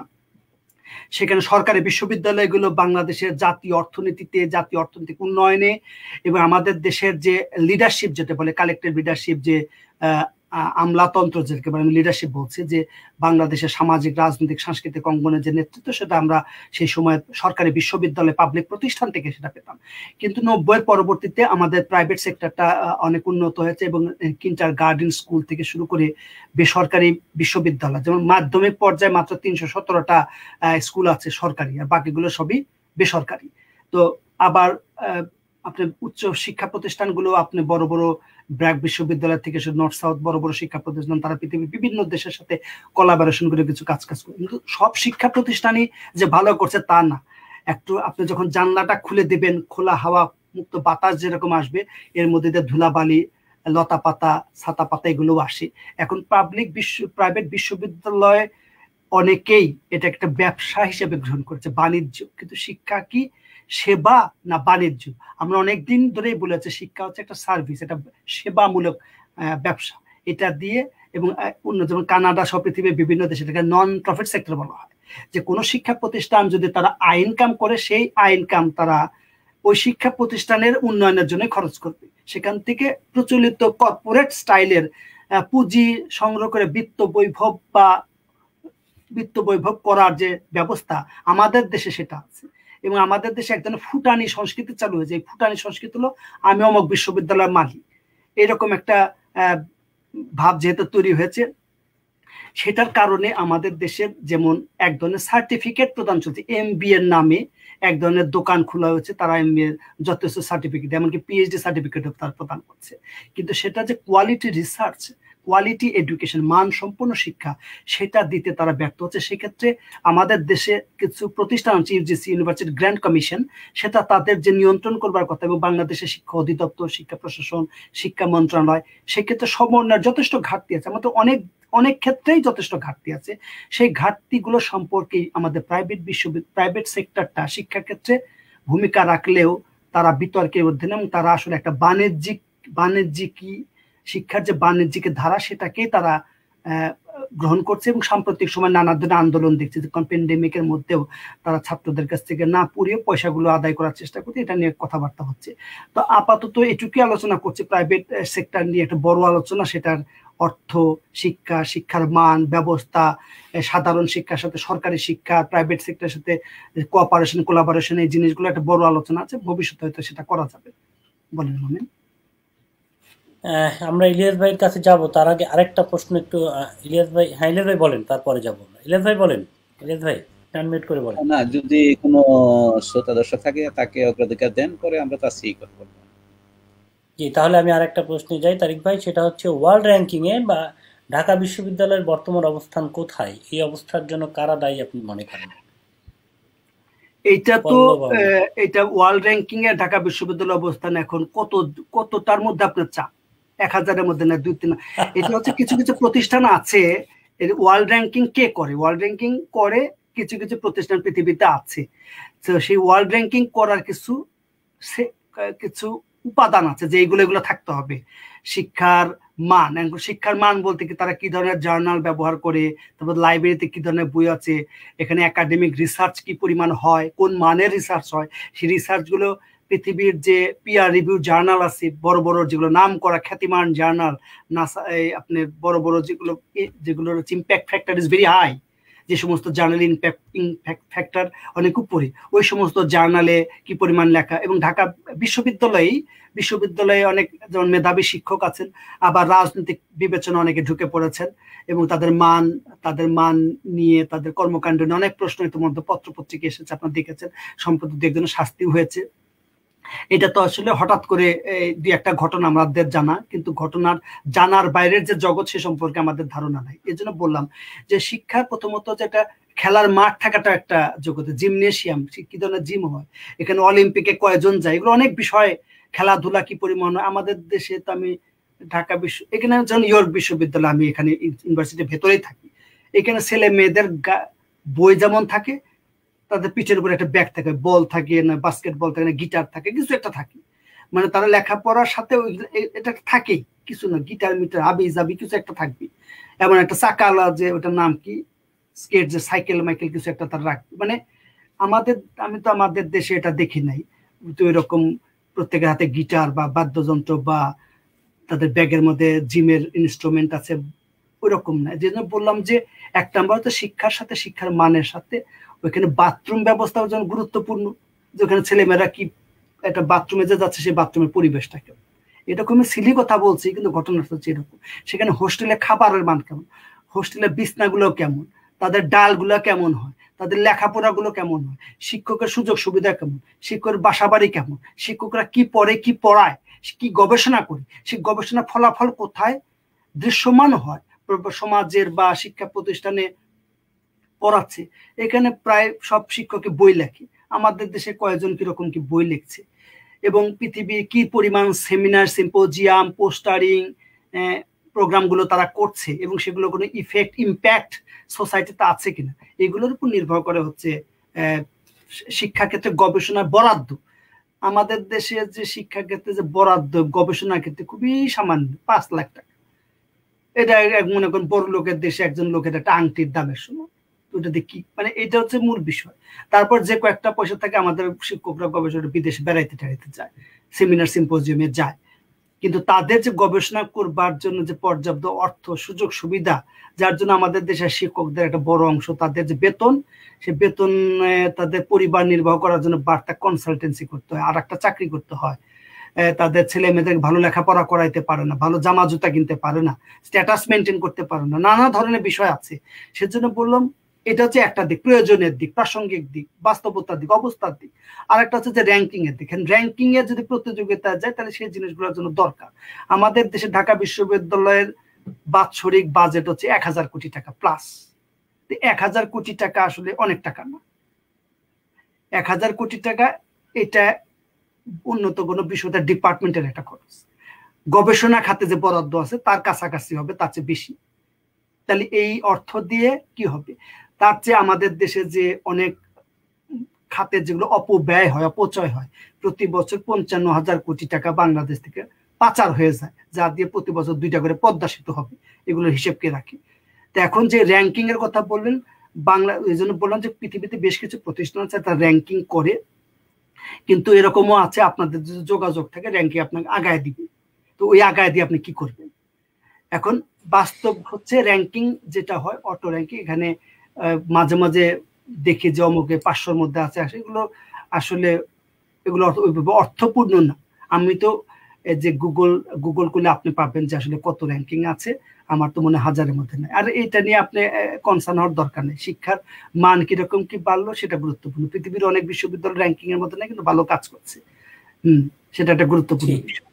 জি, আপনি এটা ঠিক বলছেন। আর র্যাঙ্কিংটা আসলে কোন সাবজেক্টের উপরে করবে, মানে কিসের উপরে? ওই যে সে কি বললাম ভালো যে খাবার দেয় সেটাই, অনেক ভালো কিছু শিক্ষা। প্রথমত শিক্ষার সাথে সংশ্লিষ্ট বিষয়, যেমন লাইব্রেরির মান, একটা লাইব্রেরিতে কতজন, একজন লাইব্রেরিতে সিটের যে ব্যবস্থা, কতজন ফাঁকে পাতে, একই ধরনের বই, লেটেস্ট কোয়ালিটির জার্নাল, যে তাৎক্ষণিক যে কালকে বেরিয়েছে সে জার্নাল, কি পরিমাণ অনুবাদ হয়। আমাদের দেশে অনুবাদ নাই, ফটোকপি লোক নীলক্ষেত থেকে সব ফটোকপি করে করে এনেছে এবং বছরের পর বছর সেই কাজগুলো। বিশ্ববিদ্যালয়ের অনুবাদ, নিজস্ব অনুবাদ সংস্থানে, বিশ্ববিদ্যালয়ের যে বই লাইব্রেরি আছে সেখানে বই নাই, অনেক বই নাই, পর্যাপ্ত বই নাই, লেটেস্ট জার্নাল গুলো নাই। আমাদের বিশ্ববিদ্যালয়ের শিক্ষকদের বিরুদ্ধে নানা অভিযোগ আছে, তারা ওই পরিমাণ পড়ছেন না এখন, তারা নানা ধরনের বিষয় নিয়ে ব্যস্ত আছেন। তো সেই জিনিসগুলো এবং যে সিলেবাস গুলো পড়ানো হয়, যে টেক্সট বইগুলো পড়ানো হয়, যে পরিমাণ অনুবাদ দরকার হয়, আমাদের দেশে যে মানের বইগুলো লেখার দরকার হয়, যে মানের গবেষণাগুলো হয়, প্রধানত হচ্ছে এগুলো। সেই জিনিসগুলো কি পরিমাণ আমাদের ডিপার্টমেন্টের যে পরিবেশ আছে, বিশ্ববিদ্যালয়ের যে আয়তনগুলো আছে, সেগুলো সবকিছু মিলে জিনিসগুলো গুরুত্বপূর্ণ। আমাদের বিশ্ববিদ্যালয়ের মাথার উপর দিয়ে এখন যে সাবওয়ে যাচ্ছে, সাবওয়ে তো না, মেট্রো রেল, ওইটা নিয়ে ব্যস্ত আছে সবাই, এক্সাইটমেন্ট।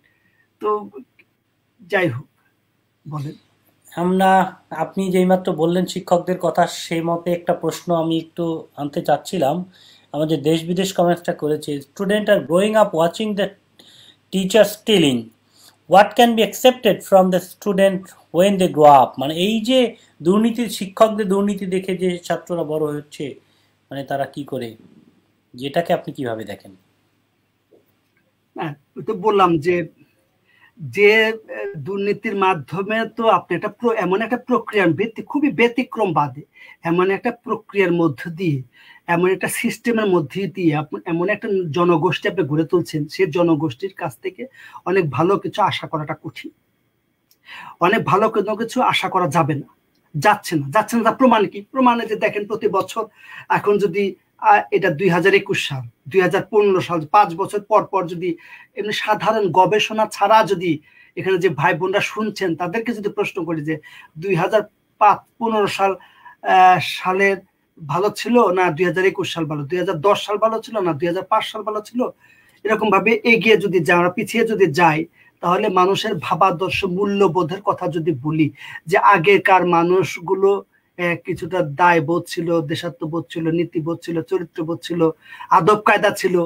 এখন সামাজিক মাধ্যমে দেখলে তো মানুষ আদব কায়দা ভুলে গেছে। আমি প্রতিদিন অনেক ইনবক্স পাই, কোন আদব কায়দা, ভাই শুভেচ্ছা জানবেন বা সালাম জানবেন এই কথা দেয়নি, সরাসরি ভাইটা কই দেন দেখি, আচ্ছা লোকজন, আদব কায়দার কোনো বালাই নেই। তো এটা কি আদব কায়দা?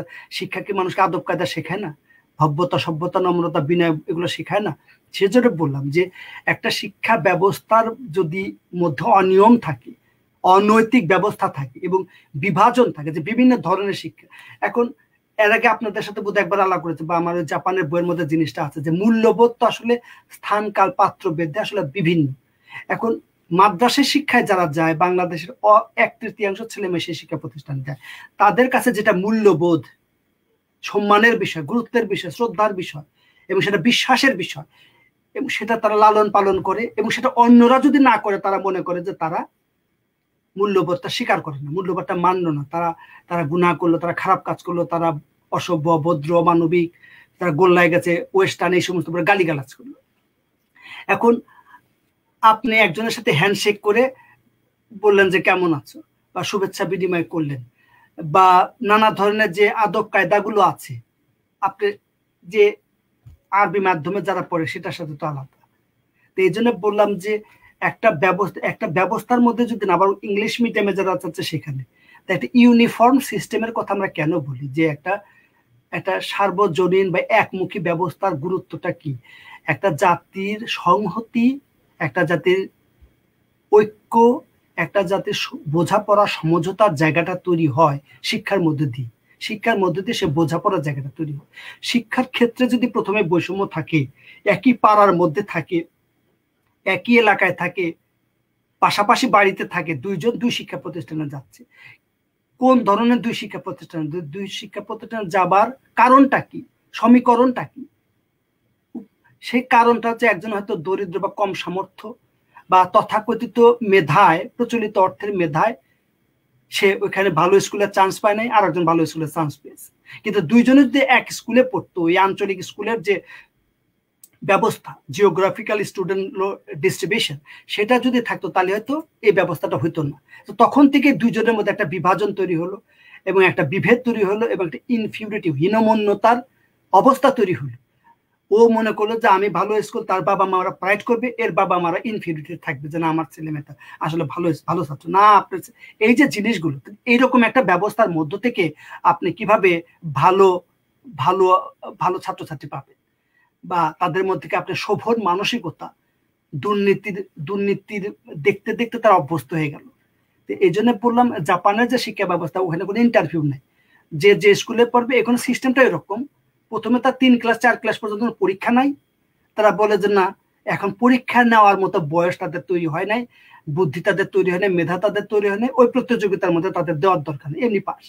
1 থেকে 2, 2 থেকে 3, 3 থেকে 4, তো 5 years তারপর ধীরে ধীরে পরীক্ষা শুরু হয়। তা জাপান পৃথিবীর second largest economy in the world. তাদের মানবতা, তাদের ভদ্রতা, তাদের মূল্যবোধ, তাদের নীতিবোধ, আদর্শবোধ, চরিত্রবোধ কোনটা কম, কোন তুলনায়, কিভাবে শৃঙ্খলা, সৌন্দর্য, জ্ঞান সব দিক থেকেই তার উন্নত।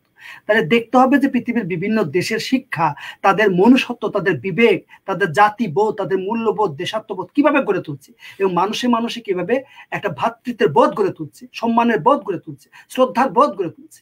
একটা বাসের মধ্যে যখন মানুষগুলো একসাথে উঠবে, একটা ট্রেনের মধ্যে যখন মানুষগুলো একসাথে উঠবে, তখন সেই জিনিসগুলো বলে দিবে তারা কি ধরনের শিক্ষায় শিক্ষিত হচ্ছে। একটা রাস্তাঘাটে যখন চলবে, একজনের সাথে ধাক্কা খেলো, একজনকে সাইড দেওয়া থেকে শুরু করে, লাইনে দাঁড়ানো থেকে শুরু করে, জুতার ফিতা বাঁধা থেকে শুরু করে সবই শিক্ষার অংশ। কিন্তু আমাদের দেশে শিক্ষাটা হয়েছে একটা অর্থনৈতিক শ্রেণী তৈরি হয়েছে, যারা টাকা দিয়ে সমস্ত কিছু কিনে নেয়। তাদের ছেলে মেয়েদেরকে পানি ঢেলে খাওয়ানো শেখানো হয় না। এখানে তা সব না, টুটোর ছেলেকে পানি ঢেলে খেতে হয়। এই জন্য বললাম যে দুর্নীতি প্রচলিত সঙ্গে আমাদের বাংলাদেশ অফিস আদালতের টাকা পয়সা নিয়ে ওইটা, কিন্তু দুর্নীতি আসলে একটা বিস্তৃত একটা আলোচনা আছে, নিচু পর্যায়ে সূক্ষ্ম সূক্ষ্ম বিষয়, সেগুলো মানুষের চোখে পড়ছে না। কিন্তু এই জিনিসগুলোই সমাজের মহিরুহ হচ্ছে। এই মহিরুহ হয়ে একটা আত্মসমর্পণের জাতি তৈরি হচ্ছে, যার সমস্ত অন্যায় মেনে নিচ্ছে, প্রতিবাদহীনভাবে মেনে নিচ্ছে, প্রতিবাদ করার ক্ষমতা হারিয়ে ফেলেছে। প্রতিবাদহীনতা একটা সংস্কৃতি, ভয়ের সংস্কৃতি গড়ে তুলছে। যে শিক্ষা মানুষের মধ্যে একটা বেপরা বোধ, একটা আত্মমর্যাদা বোধ, আত্মমর্যাদার জাতি, এই যে বলি, এটা বইয়ে আছে, পুস্তকে আছে, বাস্তবে নাই। সে আত্মমর্যাদা কিভাবে তৈরি হবে, আত্মসম্মান কিভাবে তৈরি হবে, আত্ম উপলব্ধি কিভাবে তৈরি হবে? সে আত্মোপলব্ধি, আত্মমর্যাদার শিক্ষা তো ওখানে নাই। সে আত্মমর্যাদা বোধ যখন তৈরি হবে, সে আত্মমর্যাদা বোধের কথা যখন বলবে, চর্চা যখন করবে, তখন রাষ্ট্র শাসক তার বাধা হয়ে দাঁড়াবে। তাহলে এই আত্মমর্যাদা ওই প্রচলিত অর্থে বা আপনার তত্ত্বগত অর্থে যে জিনিসগুলো শেখানো, বাস্তব জীবনের চর্চা হচ্ছে গুরুত্বপূর্ণ, তার অনুশীলনটা হচ্ছে গুরুত্বপূর্ণ, তার প্রয়োগটা হচ্ছে গুরুত্বপূর্ণ। সে প্রায়োগিক শিক্ষা, সে প্রায়োগিক শিক্ষার ক্ষেত্রে একটা বিরাট দুর্বলতা, অসঙ্গতি। সেই অসঙ্গতির কারণে এই জাতি পিছিয়ে যাচ্ছে। একটা আত্মসমর্পণের জাতি, একটা হীনমন্য জাতি, একটা বিচারহীন জাতি আমরা গড়ে তুলছি, যাদের মধ্যে বিচার বোধ ক্ষতিগ্রস্ত করা হচ্ছে। এটা পরিকল্পিত, এটা মনে করেন না কোনো নিরীহ কারণ, এটা এমনি হচ্ছে না, পরিকল্পিত হচ্ছে। এর আগে বলেছিলাম যে ভাষার অর্থনীতি, আপনি 1 কোটি মানুষ যদি ইংরেজি জানে, 1 কোটি মানুষ দিয়ে আপনি বাকি 16 কোটি 17 কোটি মানুষ সেই শিক্ষা থেকে বঞ্চিত হবে। রাষ্ট্র কাদের হবে, সমাজ কাদের হবে, এখন থেকে শাসক পরিকল্পিত ভাবেই এমন একটা ব্যবস্থা গড়ে তুলছে, তাদের চোখের দিকে তাকিয়ে প্রশ্ন করতে পারে সে আত্মমর্যাদা সম্পূর্ণ জাতি যাতে গড়ে না ওঠে। কেবল একটা কেরানি শ্রেণী যেমন গড়ে ওঠে, যারা ব্রিটিশ আমলে হয়েছিল, তার আগে হয়েছিল, সেই কেরানি শ্রেণী গড়ে তোলার যে একটা শিক্ষা, সেই শিক্ষা একটা দুর্নীতির শিক্ষা। সেই শিক্ষা জাতিকে অনেক দূরে নিয়ে যেতে পারে না। তবু আমাদের দেশের আর্থসামাজিক ক্ষেত্রে অনেক উন্নত হচ্ছে। সেই উন্নতির পিছনে শাসকের যতটা না ভূমিকা, এদেশের জনগণ তরুণ সমাজের ভূমিকা তার অনেক বেশি। কারণ উন্নতির সাথে সুশাসনের সম্পর্ক, গণতন্ত্রের সম্পর্ক। আমাদের দেশে প্রকৃত গণতন্ত্রের অনুপস্থিতিতে, সুশাসনের অনুপস্থিতিতে যে উন্নয়ন হয়েছে সেটা হচ্ছে সাধারণ জনগণের অবদানের ফসল। আমাদের বিদেশে যারা থাকে তাদের টাকা পয়সা পাঠাচ্ছে, বাংলাদেশের তরুণ প্রজন্ম, বাংলাদেশের 50-60 লক্ষ ছেলে এবং মেয়ে যারা গার্মেন্টসের চাকরির মুখ বুঝে সহ্য করে তারা সেটা করছে। অনেক প্রশ্ন আছে, অনেক অনৈতিক কাজ সেখানে হয়। একটা একটা আপনাদের দেশের যে এগুলো পরবর্তীতে আলোচনা হবে, আমি আমার কথাটা এখানে শেষ করছি। বলেন এখন পরের প্রশ্ন। জি, আমরা লাইভটা প্রায় শেষ পর্যায়ে চলে এসেছি। আমরা জি একদম শেষ পর্যায়ে চলে এসেছি। ইলিয়াস ভাই, এতক্ষণ আমাদের খোদা ভাই যা বললো, এর মধ্যে আমার একটি কথা বলতে হয়। আজ সম্ভবত লাস্ট বিশ্বকাপ, ইলিয়াস ভাই আমার যতদূর মনে পড়ে, একটা খেলায় জাপান হেরেছিল, তখন জাপানের দর্শকরা স্টেডিয়ামটা পরিষ্কার করেছে, মানে গ্যালারিতে এত, মানে এটাই তার শিক্ষার বহিঃপ্রকাশ। একটা জাতি কিভাবে শিক্ষিত হয়, শিক্ষা মানে স্ট্যামফোর্ডে পড়াশোনা করে একটা সার্টিফিকেট নয়, আমার কাছে ওটা কখনোই।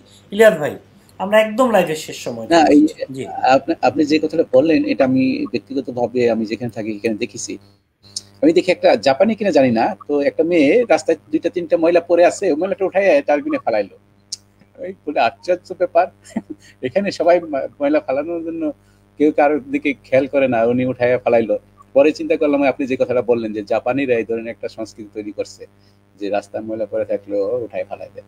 যাই হোক, আমার প্রশ্নটা শেষ প্রশ্ন আমার, যে আমরা জানি যে বাংলাদেশে নানা ধরনের শিক্ষা ব্যবস্থা আছে, তার মধ্যে মাদ্রাসা শিক্ষা ব্যবস্থার মধ্যে যে কি হয় সেটা আমরা অনেকেই কম বেশি হিসাবে জানি। কিন্তু একটা বিষয় সর্বশেষ জাতীয় পত্রিকাগুলিতে একটা গবেষণা দেখা গেছে যে যারা ইংরেজি মাধ্যমে পড়াশোনা করে তাদেরকে বেশিরভাগ সংখ্যক ছাত্রছাত্রীরা নির্বোধ হিসাবে গড়ে ওঠে এবং তারা রাষ্ট্রের উচ্চপদস্থ কর্মচারী হিসেবে নিয়োগ পায়। এই ক্ষেত্রে রাষ্ট্রের কতটা ক্ষতি হবে? আচ্ছা, এটা প্রশ্নটা হচ্ছে যে ইংলিশ মিডিয়ামে যারা পড়ে তারা নির্বোধ হিসাবে গড়ে ওঠে। যে অনির্বাণ নচিকেতার একটা গান শুনেছিলাম যে নির্বোধ শিখায় আর কি, এরকম সুন্দর একটা গান ছিল। তো যাই হোক, তো আমি যে বললাম যে আত্মমর্যাদা, শিক্ষা মানুষকে কিছু কি দেয়? শিক্ষা মানুষকে জ্ঞান দেয়, বুদ্ধি দেয়। কিসের জ্ঞান, কিসের বুদ্ধি? সেই জ্ঞান হচ্ছে ন্যায়ের জ্ঞান, নীতির জ্ঞান, আদর্শের জ্ঞান, চরিত্রের জ্ঞান, মূল্যবোধের জ্ঞান। সেই এখন এগুলো প্রত্যেকটা শব্দের আবার আলাদা আলাদা সংজ্ঞা আছে, পক্ষ বিপক্ষ আছে। যে নীতি বলতে কি বোঝায়, আদর্শ বলতে কি বোঝায়, মূল্যবোধ বলতে কি বোঝায়, কোনটা মূল্যবোধ আর কোনটা মূল্যবোধ না। এই জন্য বললাম যে কোন শিক্ষা গ্রহণ করছেন তার উপর নির্ভর করতেছে মূল্যবোধ। এখন যিনি ইসলামী শিক্ষা গ্রহণ করছেন তার কাছে যে পয়লা বৈশাখে আনন্দ করা তার যে ইসলামের মূল্যবোধের বিপক্ষে। আপনি 21শে ফেব্রুয়ারি মালা দেওয়া, খালি পায়ে যাওয়া, এটা তার মূল্যবোধের বিপক্ষে। 16 ডিসেম্বরে শহীদ মিনারে যাওয়া তার মূল্যবোধের বিপক্ষে। এটা কিন্তু আমাদের মূল্যবোধ, দেশাত্মবোধ। ওর কাছে এটা দেশে, এটা শিরকি কাজ, এটা খারাপ কাজ, এটা করা যাবে না। মোনাজাত করতে হবে ওই দিন, দোয়া করতে হবে। তো দোয়া করে কি স্বাধীনতা এসেছে? মোনাজাত করে স্বাধীনতা আসে তা আসে তাই। ওকে এই কথা বোঝানো যাবে না। তুমি ধর্মকর্ম করো, আমার সাথে তোমার বিরোধ নাই, আপনার সাথে বিরোধ নাই। কিন্তু এই যে বিভাজন, ও তো শিশু, তারা অনেক কিছু বুঝতে পারছে, কিন্তু তাদেরকে ওই শিক্ষাটা দেওয়া হচ্ছে। তো এই যে বিভাজনটা তৈরি হচ্ছে, একটা হচ্ছে মূল্যবোধের জায়গা, আর একটা বললেন যে আসলে তাদের মাথায় কিছু নেই। তো কিছু তো থাকার দরকার নাই, কি থাকবে? আপনি একজন শাসন বা প্রশাসনের ব্যবস্থা থাকলে কোনো ন্যায় অন্যায় নিয়ে যখন প্রশ্ন করবেন, তো আপনার তো ওই জায়গায় থাকাটা আসলে সমস্যা হয়ে দাঁড়াবে। তো এখানে জি হুজুর হ্যাঁ হুজুর মার্কা যেটা হলো, এই যে আত্মসমর্পণের কথাটা, যেটা একটা আত্মসমর্পণের জাতি করে তুলছে, যে রাস্তায় ধর্ষণ হইলো সবাই নিরাপদ, ওদিকে যাস না, ওদিকে বিপদ। আপনার মা, আমার মা, সবার তার সন্তানকে হাত টেনে নিয়ে আর উল্টা দিকে যাওয়া শুরু করবে, যাবো ওই দিকেই যাওয়া যাবে না, 5 দিন ওই দিকেই যাওয়া যাবে না। অভিজিৎকে যখন হত্যা করা হলো 26শে ফেব্রুয়ারি, অভিজিৎকে হত্যা হলো 6 বছর না 5 বছর আগে, 2015 সালে। অভিজিৎকে হত্যা করেছে হাজার হাজার ছেলে মেয়ের মানুষের সামনে, এবং সেখানে পুলিশও ছিল। তাহলে অভিজিৎকে যখন হত্যা করা হলো, 5টা ছেলে যদি হুনকার দিত তাহলে অভিজিতের জীবন বেঁচে যেত, হুমায়ুন আজাদের জীবন বেঁচে যেত, বাবুর জীবন বেঁচে যেত, আর অনেকের জীবন বেঁচে যেত। তো এখন এই যে বিষয়গুলো কেন, তাহলে যে আমরা বলি যে বাঙালি বীরের জাতি, পরাভব মানে না, এই যে আমরা বলি স্লোগান, তাহলে কখনো কখনো আমাদের জীবনে বড় বড় সংগ্রাম তৈরি হয়েছে। সংগ্রাম হঠাৎ করে তৈরি হয়নি। সে সংগ্রামগুলো আছে, এটা সত্য। কিন্তু আমাদের সমাজ জীবনে যে অনেক অন্যায় অনাচার গুলো হচ্ছে, ব্যভিচার গুলো হচ্ছে, মৎসন্যায় গুলো হচ্ছে, তার প্রতিবাদ কোথায়? প্রতিবাদ হয় না তা না। আমাদের যেমন হয়েছে ওই যে সড়ক নিরাপদ সড়ক কোটা সংস্কার, গণজাগরণ মঞ্চ, ভ্যাট বিরোধী আন্দোলন, অনেক ছোট ছোট স্ফুলিঙ্গ জ্বলে উঠছে।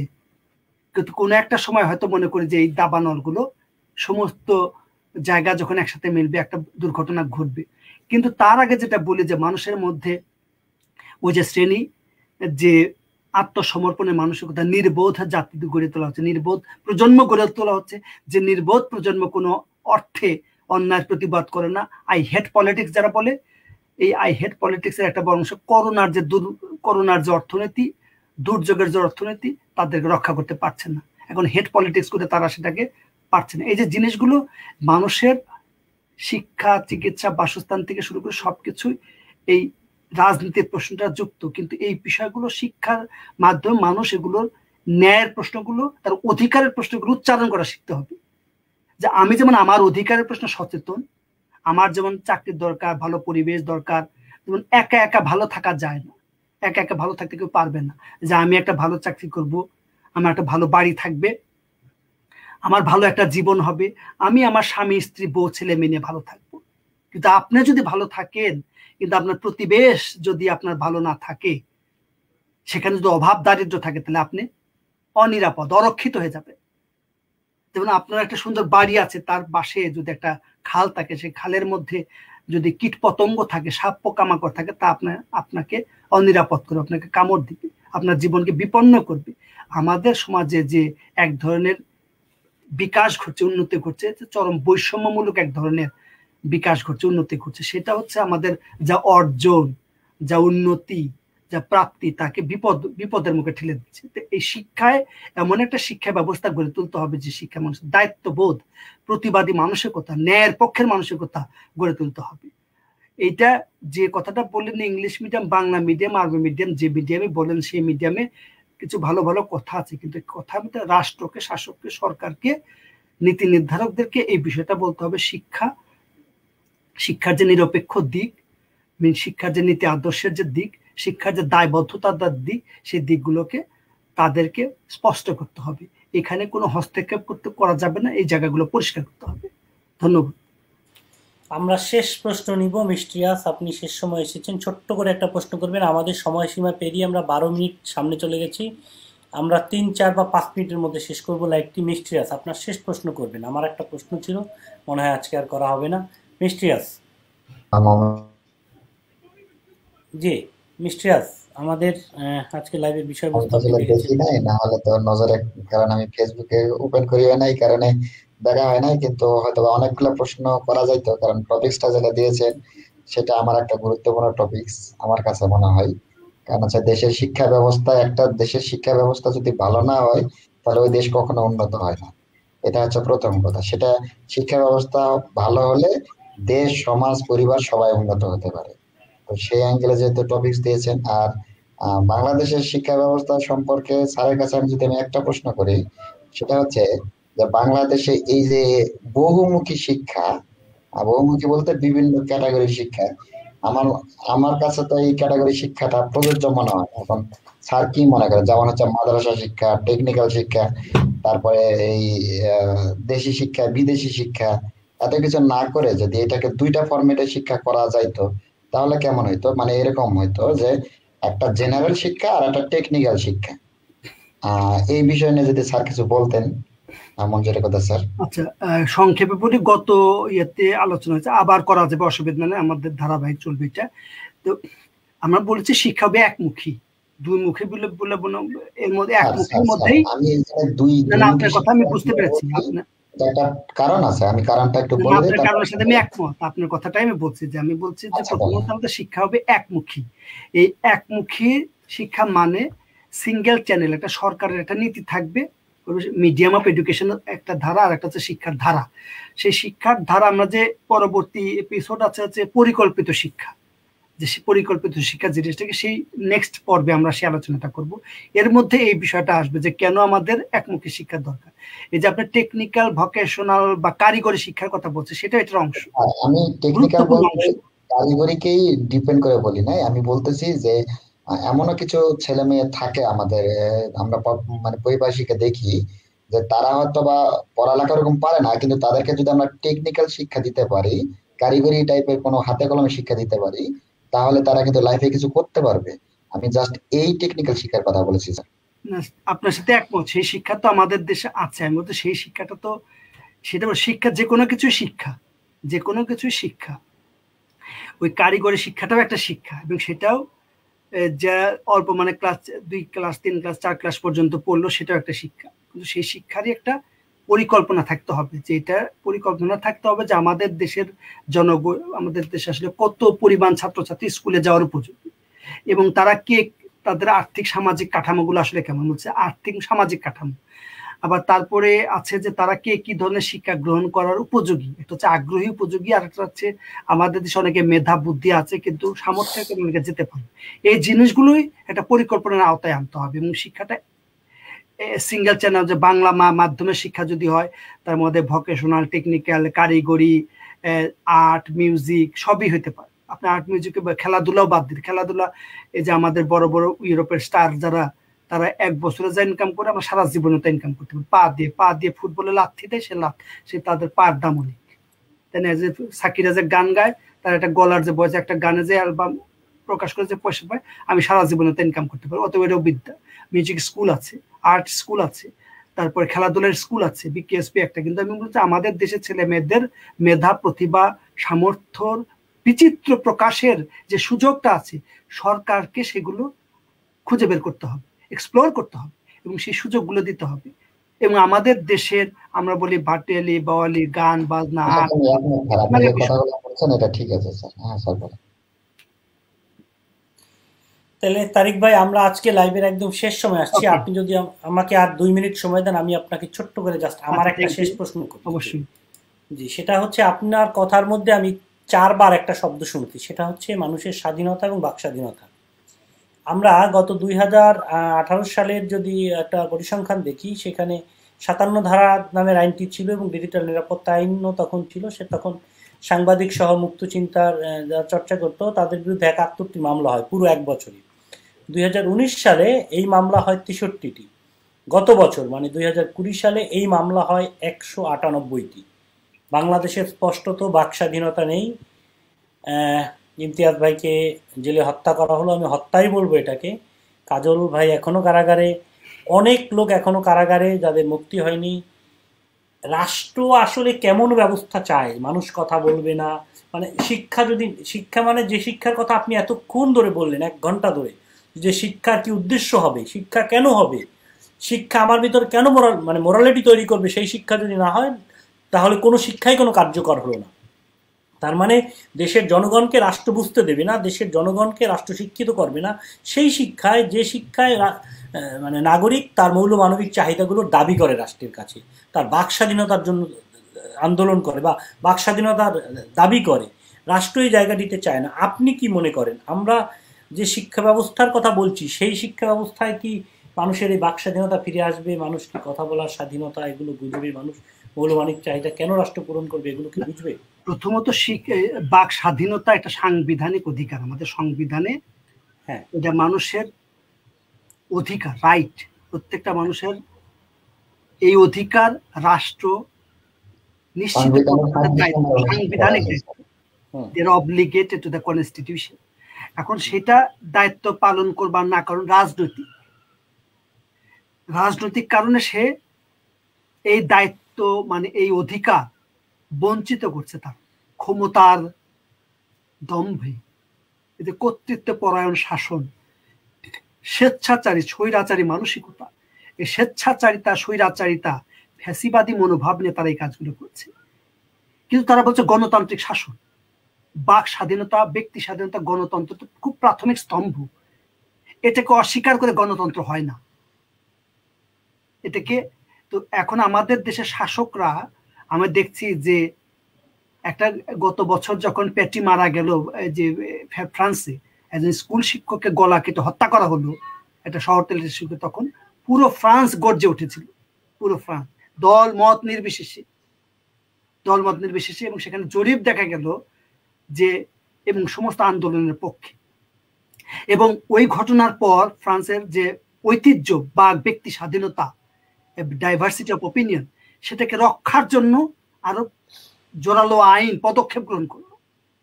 আমাদের দেশে যখন অভিজিৎরা হত্যা হয়, আমাদের দেশের বাক ব্যক্তি স্বাধীনতার চর্চার সাংবিধানিক অধিকার, এই কাজলরা যখন চর্চা করে তখন তাদেরকে জেলে পোড়া হয়। জেলে পড়ে আমাদের তো মারাই গেল।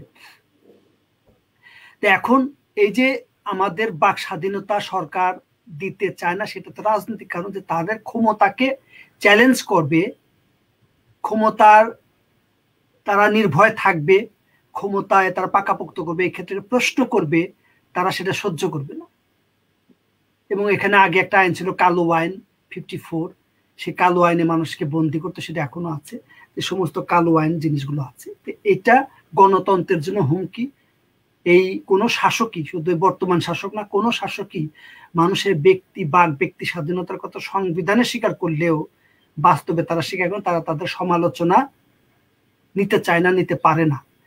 তো সেই ক্ষেত্রে জনগণের যে অধিকার, সেই অধিকার প্রতিষ্ঠার জন্য যে ভোটের রাজনীতি, সাংবিধানিক যে অধিকার, সেই অধিকারটাও নানাভাবে ক্ষতিগ্রস্ত হয়েছে।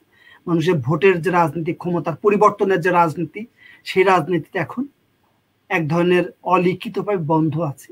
শাসক যে কোনোভাবে ক্ষমতায় থাকতে চায়, ক্ষমতায় থাকবে, এবং তারা তাদের শাসন প্রশাসন সমস্ত যন্ত্রকে ব্যবহার করছে, এই টুলগুলোকে। তো এগুলোকে ব্যবহার করে বাক ব্যক্তি স্বাধীনতাকেও তারা হরণ করছে, পদদলিত করছে। তো এখন এই বর্তমান শিক্ষার সাথে যদি এর সম্পর্ক বলেন, এই শিক্ষাটাও তাই। শিক্ষা ক্ষেত্রেও আমরা দেখেছি যে 3 বছর আগে ওইখানে কিছু লেখকের লেখা বাদ দিয়েছে ধর্মান্ধদের কথা শুনে। সেখানে বিধর্মী, নাস্তিক বা আরো কিছু অন্য ধর্মের লোকজনের লেখা বাদ দিয়েছে, কিন্তু ছবির পরিবর্তন করছে। এগুলো হচ্ছে বাক ব্যক্তি স্বাধীনতা হরণেরই নামান্তর।